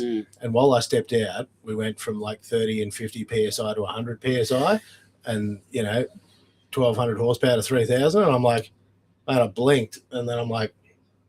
We've got companies like Precision Turbos scratching their heads because what they provide us can't even cope. And we blow up turbos left, right, and center. Guys, you need to do something. So, far out. Sorry, you blokes are astonishing. Like what you guys are doing, I'm honestly just trying to process the level that you blokes are working at, and it's just ridiculous. You could say that. It is, but it's become the norm for us as well. And that is the part where I just can't even. When somebody was telling me today, they're like, "Oh yeah, it's just just a sensible street tune, 1,500 horsepower," and I'm like, "What? Sorry? Because again, you bloke, you're closer in age to me. I remember 350 horsepower being a lot, or 500 horsepower being like, king of the castle. Once upon a time, it was. Once upon a time, and now we're over in this alternate universe. I'm actually really excited, having met you guys, seen what you do, also enjoying the fantastic food. But I guess just understanding this journey, and this is the joy of being brought into this world, is, again, meeting the people and then understanding, because this is not a world that I'm deeply embedded in. But to feel so welcomed is a really lovely thing. And, certainly very grateful for that, and very grateful for the time that you've given to us to come and have a chat. Our pleasure. Because I'm really excited to follow this, because you blokes are out of your minds, and I love it. Like, bloody brilliant. For people who might like to follow your adventure as well, what are the best ways for them to follow along on this Facebook, journey? Instagram? Yeah, Facebook, Instagram's the main source of social media, so they're the big ones. Yeah, that's it. So is it under CRD or Croydon Racing? Yeah, Croydon Racing Developments. Croydon Racing Developments. All right, there you go. That's where we can follow this journey. Gentlemen, I want to thank you both very much. Thank you for taking the time, and hey, thank you for what you're doing on the forefront of R&D, helping to put Australia in such an insane position globally. Thank you. Thanks for having us. Because it's Our pleasure. Thanks, wild. Doug. Thank you, gentlemen. Cheers.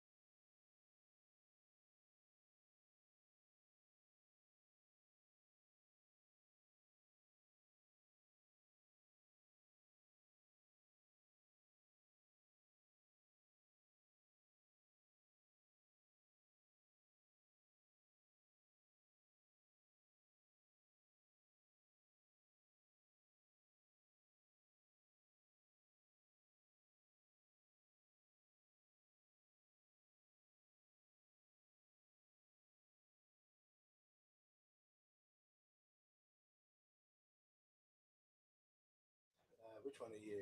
I think that's Testing. Hey, there we go. There you go. He's up. That one's me. Ugh. Let's flick it. Is that going to work? Should have. It's going to work. Hey, looks like we know what we're doing. Oh, we try. Welcome. Have you Gibbo. started? Yeah, that's all I was right. going to say, the Looseness. last 2 weeks have been big. What? The last 2 weeks have been big for. Can only imagine. Yeah, Let's go. indeed. There you go. That was a special side guest appearance from Mr. Gibbo, our senior executive vice producer. We just like coming out with stupid titles. Mate, Yes. for people who don't know who I'm talking to, would you mind introducing yourself? My name is Riley Hinton. I am officially the motor videographer.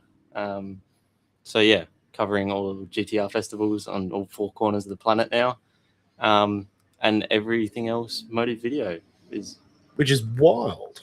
Yes, indeed it is. It's quite the job to have. Because I met you a year ago, Yep. and you were relatively new Correct. into the role when Correct. I first met you. Yeah, so I believe we first met at Goodwood, if I'm not mistaken. Correct, mate, at the pub. Yes, that's right, at the pub. That nice one. Yep. Like we were next to the water. Down on the water. The place was mint. It was very nice. Yeah. So yeah, it's a year. Been a year. Coming up so on a year. GTR Festival last year was my first event with Andrew. Far out. And you look like you've only slept for 3 days. That between then right. and now. Yeah. Which I'm sure is fairly accurate. Yeah. Starting to feel it. I bet you are. That was actually part of why I wanted to get you on, because I keep running into you because we cross paths at all the same things. We seem to. And I'm like, geez, this bloke's putting the work in. I'm like, oh, I remember having to work that hard. I'm glad I now have somewhere I can go and have a nap. I've totally ran it. Actually, it's really pleasant. I've dead set had like 4 laydowns today. Oh, I wish. I can only wish. Old man things. But, mate, I guess I just wanted to talk to you about what that experience has been like, because this is sort of one of your first bigger gigs too, isn't it? Or yeah, because you've done a few things, but then you sort of jumped into this and you're like, tipped it all in. It really was the stepping stone that changed everything. It was MotorX last year. It was kind of, I only finished high school end of 2024, so I'd been doing media throughout high school. I'd been going to car meets, so I've been doing it for probably 5 or 6 years now, and I was adamant I was taking a gap year just to give it a go. I was going to give it a red hot shot. I was been giving opportunities here and there, and first 6 months of the year were quiet, and then I had the opportunity to go to MotorX just for a bit of banter with my brother, and it turns out they needed a cameraman. Ended up working for MotorX, and I got introduced to Andrew there, and he happened to need a cameraman at that time as well. So the rest is history. Far out. So what was that like? What was the first bit? What was Andrew's? Oh, I need a bloke to do things. Like, I'd love to know how that went. It was strange because he was doing a piece with Herman about the Jun 3 unveil. That was when they unveiled Jun 3. They were doing a piece to camera then, and I went with Mark Boxer, Hoon TV, and he introduced me to Andrew, and Mark has done it a million times for me. He's one of the best. Networking, he's put my foot in so many doors, and I can't thank him enough for it. But yeah, introduced me, said Riley's a gun if you need someone, and it happened to be Andrew didn't have anyone for GTR Festival, so being 18 years old, I got thrown the reins to try and capture as part of the team for GTR Festival. And how was that? Because, I mean, you've certainly been thrown in the deep end. Like, this is not a small task. I'm aware of what you have to do, and I'm aware of what the job is. As a bloke who's, like, just been sort of kicking around the edges, like, you got thrown into the fire. Absolutely. But it's the best way to learn. Because, like, did that first GTR Festival nearly kill you when you jumped in and tried to do that, or was it all right? Yes and no, because it was my first one. The expectations were a bit lower. Now that Andrew's kind of worked out the work ethic and what I can deliver on, the expectations are higher. And of course, me being me, like, I set higher expectations for myself. So I'm always learning. I'm always thinking of new things I want to try, just trying to take it to the next level. But yeah, I'm always trying to do better. I'm not just trying to sit here and keep doing the same stuff day in, day out. That is the great creative gift and curse. Exactly. It is a blessing and a curse at the same time. It makes you and it wrecks you all at the same time. But that's the funny thing, is everybody in this game who's great at what they do has that same thing where you're actually just trying to beat yourself.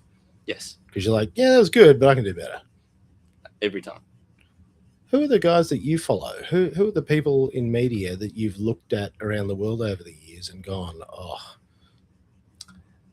Big one's been Larry. Larry's been the big one. Number one, Mr. Larry Chan. Yes, he's been a big inspiration for a while. That bloke's inspired a lot of people. He has. It's the reach he's had is next level. Silly, isn't it? For a bloke who was adrift photographer. Yes. Like he was just kicking around FD because here's the problem. I'm 45. I looked up to him in the early days of my career as well. Yeah, that's wild. Like dead set. Yeah. I got a chance to meet him in like 2011. I was shooting Formula Drift in Southeast Asia. And I remember like full fangirling and going, oh my God, it's Larry Chen. And like introducing myself, saying what up, and then seeing him at another FD event a year or so later and like remembered. And then I'm like, I'm talking to Larry Chen. Just be cool. Yes, this is normal. Like just surreal because like he's just such an artist.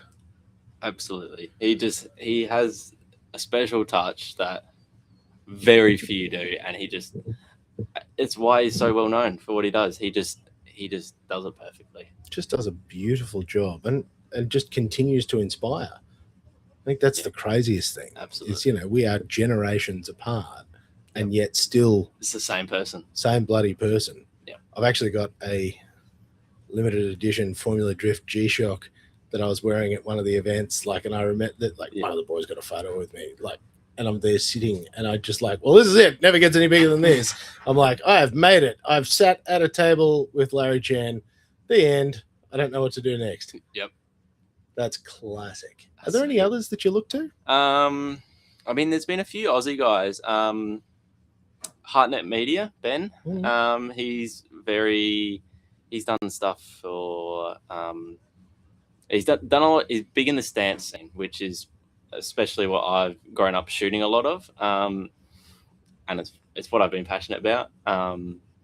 As much as Andrew doesn't speak fondly of stance cars because his engineering mind doesn't enjoy it. Stancy boy's great, mate. It's what I love. Just so fucking railed. His highlight videos from some of the stance meets down in Melbourne they're just next level. They've inspired me heaps. Other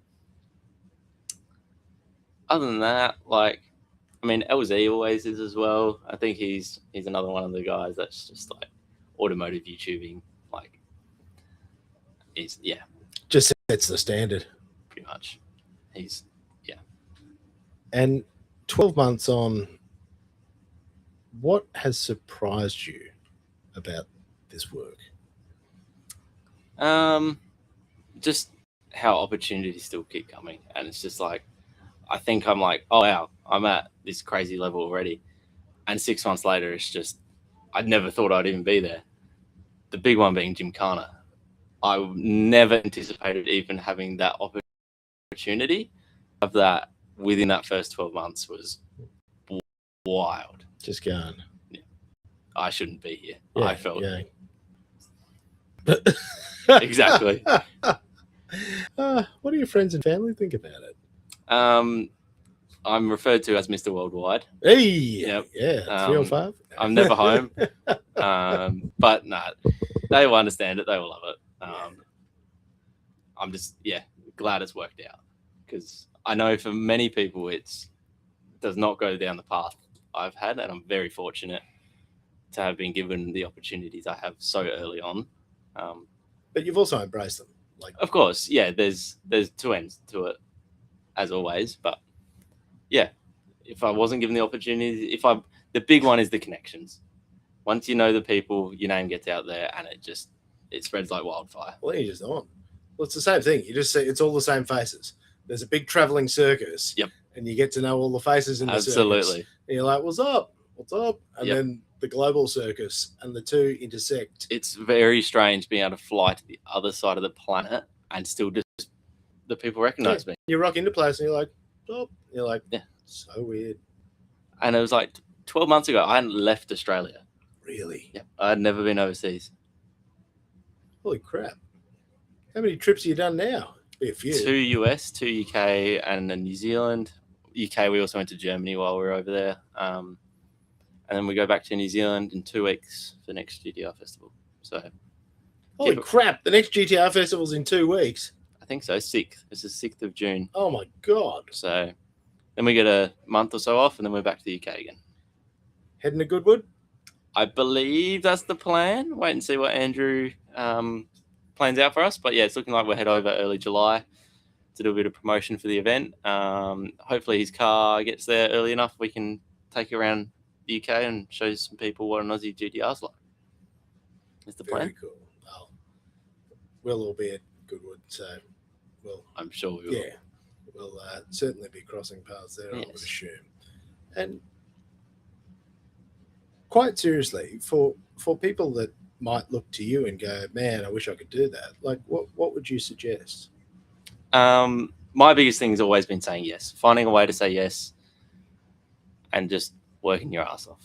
I've done it for a year now, and it's just people then know you for that personality type, for always showing up and just working flat out every single time. That's the biggest thing I can recommend to people. Like, you can go get all your fancy gear, you can learn all the fancy techniques, but if you're actually willing to just listen, learn, and just work, you get the jobs. And that should be framed, because honestly, I couldn't agree any more. Like, that ability to go, yeah, figure it out. They're like, yeah, I'm like, I don't know, just will. And also the fact of being able to sit there and listen to someone like Andrew, who's done it for 20 years, and it may not be something I totally agree with, but I'll sit there, I'll listen to what he has to say, take it on board, adapt it to what works for me, and it's learning. And that's the joy, is he's done a lot of stuff, and that is a pretty good crash course mentor, because he has made the mistakes. Yep. And like, it's saved me so many years of having to go and figure stuff out on my own. It's literally, I can sit there, I can ask him a question. He just tells me literally what to do. He's like, this is the shortcut. He's like, you can try this, or this, or just do it. Just do that. Yeah. And it makes it so easy for me. So that's so cool. And aside from the insanity of being able to be not really trackside, street side with Pastrana, as that all happened, are there any other highlights that have really stood out for you, where you've sort of just stood there and had that moment where, you know, you're like the out of body experience, and you're just there going? I had when was the biggest one I had was last GTR festival. It was the final night. I think it was Monday night after the event, and we'd been out with special guests down to, there's a car park that looks out towards Sydney Harbour Bridge, and we'd taken a heap of GTRs down there with all the special guests and just kind of let them enjoy the time. And then Andrew had his GTR there, and he had to drive it back to the shop. So then I was entailed, being 18 years old, in Andrew's car. I had Hiroshi and Sakamoto in the back of the car, and I had to drop them to the hotel. And I'm sitting there driving over Sydney Harbour Bridge with one of the designers of the R35, Mr. Carbon Fiber Sakamoto, in the back of the car. And I'm 18 years old. Like, I was like, how the hell have I gotten here? What just happened? Exactly. It was like, that was, and I couldn't explain. I was driving across Sydney Harbour Bridge going, how have I gotten here? But yes, I do get those moments where it's like sitting on the front straight of Goodwood, getting that iconic shot. It's like, how am I here already? Like, I was hoping one day I would maybe get to Goodwood, but and you're like, next minute. And I think that's the funniest thing, and that's the part, and it's why I was really interested to talk to you, because what I find insane is I'm still having those moments like today. Yeah. Like the last 2 days, this is my first GTR festival. I've never been. Really? Yeah. Never been to one. Are you based here? No. Brizzy. Ah. So we've driven down. Like, we've done a full road trip. Yep. You know, taken, you know, Wednesday to Sunday, and, you know, brought all the stuff down and done all the things, because, you know, it's a big effort when we do this. Of course. And, you know, it's a, so, you know, we sort of try to be fairly selective about what we go to. And I've just come down and just been like, oh my God. Like this, like I knew it was big. Like I knew it was a big thing. Yeah, of course. But seeing it, it's different. It's different. Like the caliber of cars, and this event in particular, having HKS, Nissan, Nismo, and on and on and on and on and on. And I'm like, yeah, like he has crossed the divide, like Andrew's crossed the divide as well. He has finally brought in, you know, global manufacturers, global powerhouse, iconic brands. And he has bridged that divide and brought them into the enthusiast world. I mean, they're always there, but not like this.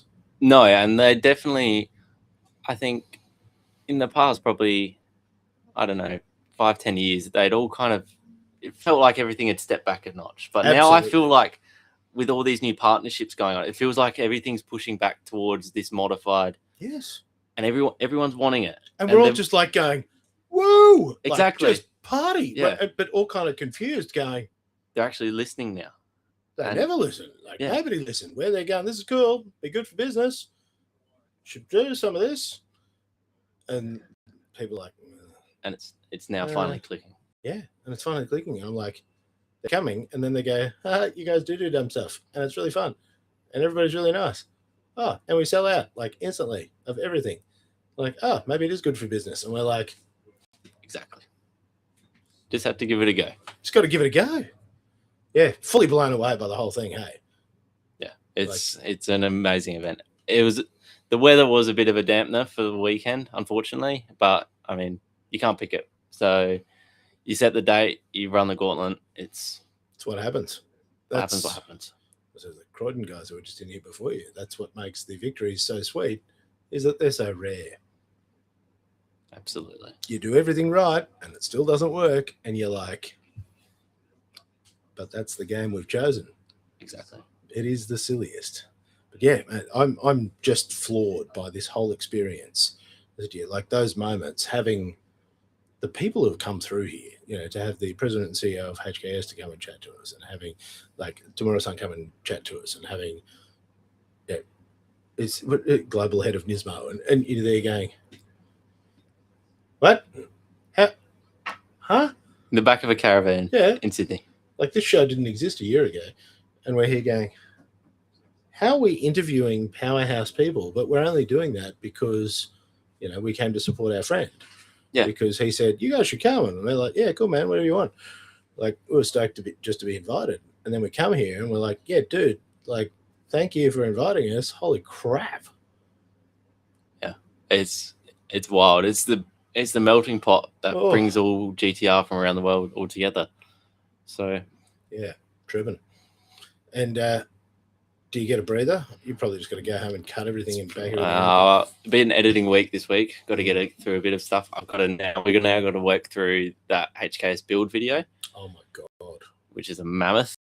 That's a mammoth task to do. I haven't touched any of that footage yet. It's a bit of. You're going to need an assistant.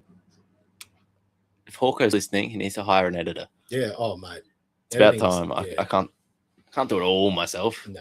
Editing's the worst. You need help. Yep, I agree. Because I don't like editing. I like the making, not the cutting. Yep, I agree. But yeah, we'll editing week this week. I might go home for a couple of days and then straight back to New Zealand for the weekend. Far out. And then we'll keep rolling on for the year. Like the stamp and send it again. Pretty much, dude. I don't want to hold you up anymore, but I do want to offer you the fist bump of friendship and respect because, mate, I love what you're doing. It's been amazing. Having, again, met you at a pub in the UK and then to watch you go, oh, good day, mate. It's just cool. It's wonderful. It's what I love about all this. I just love meeting people who love it. Same. Like, it's just the best. Exactly. It's always the people. It makes for the greatest life. You know, it's a living train wreck most of the time, but it is the most extraordinary life. Absolutely. And it's just so cool when you meet people because, you know, you're in the early phases of this journey. Exactly. And the crazy part is it just keeps getting more silly. Every 6 months, it's like. So I can hardly wait to see what your trajectory is going to look like because, Oh, hopefully I can keep it going. Mate, I got no doubt. Thank you, Riley. If people want to follow you, how can they track you down on socials? Do you post your own stuff ever? Not super often. When I'm home, or occasionally I'll do a set of photos here and there. Yeah. I'll give it a shout out. How can people follow yourself? RJ Media, Instagram, Facebook. There's a YouTube video or two floating around. Maybe I don't know. I dabbled with that and then got too busy. So yeah, and you're like, okay, that too much time. Yeah, RJ Media, right? Yep, that's me. Yeah. We will follow. Thank you kindly. See you at the next one, my friend. Indeed, you will. Thanks, Charlie. Thank you.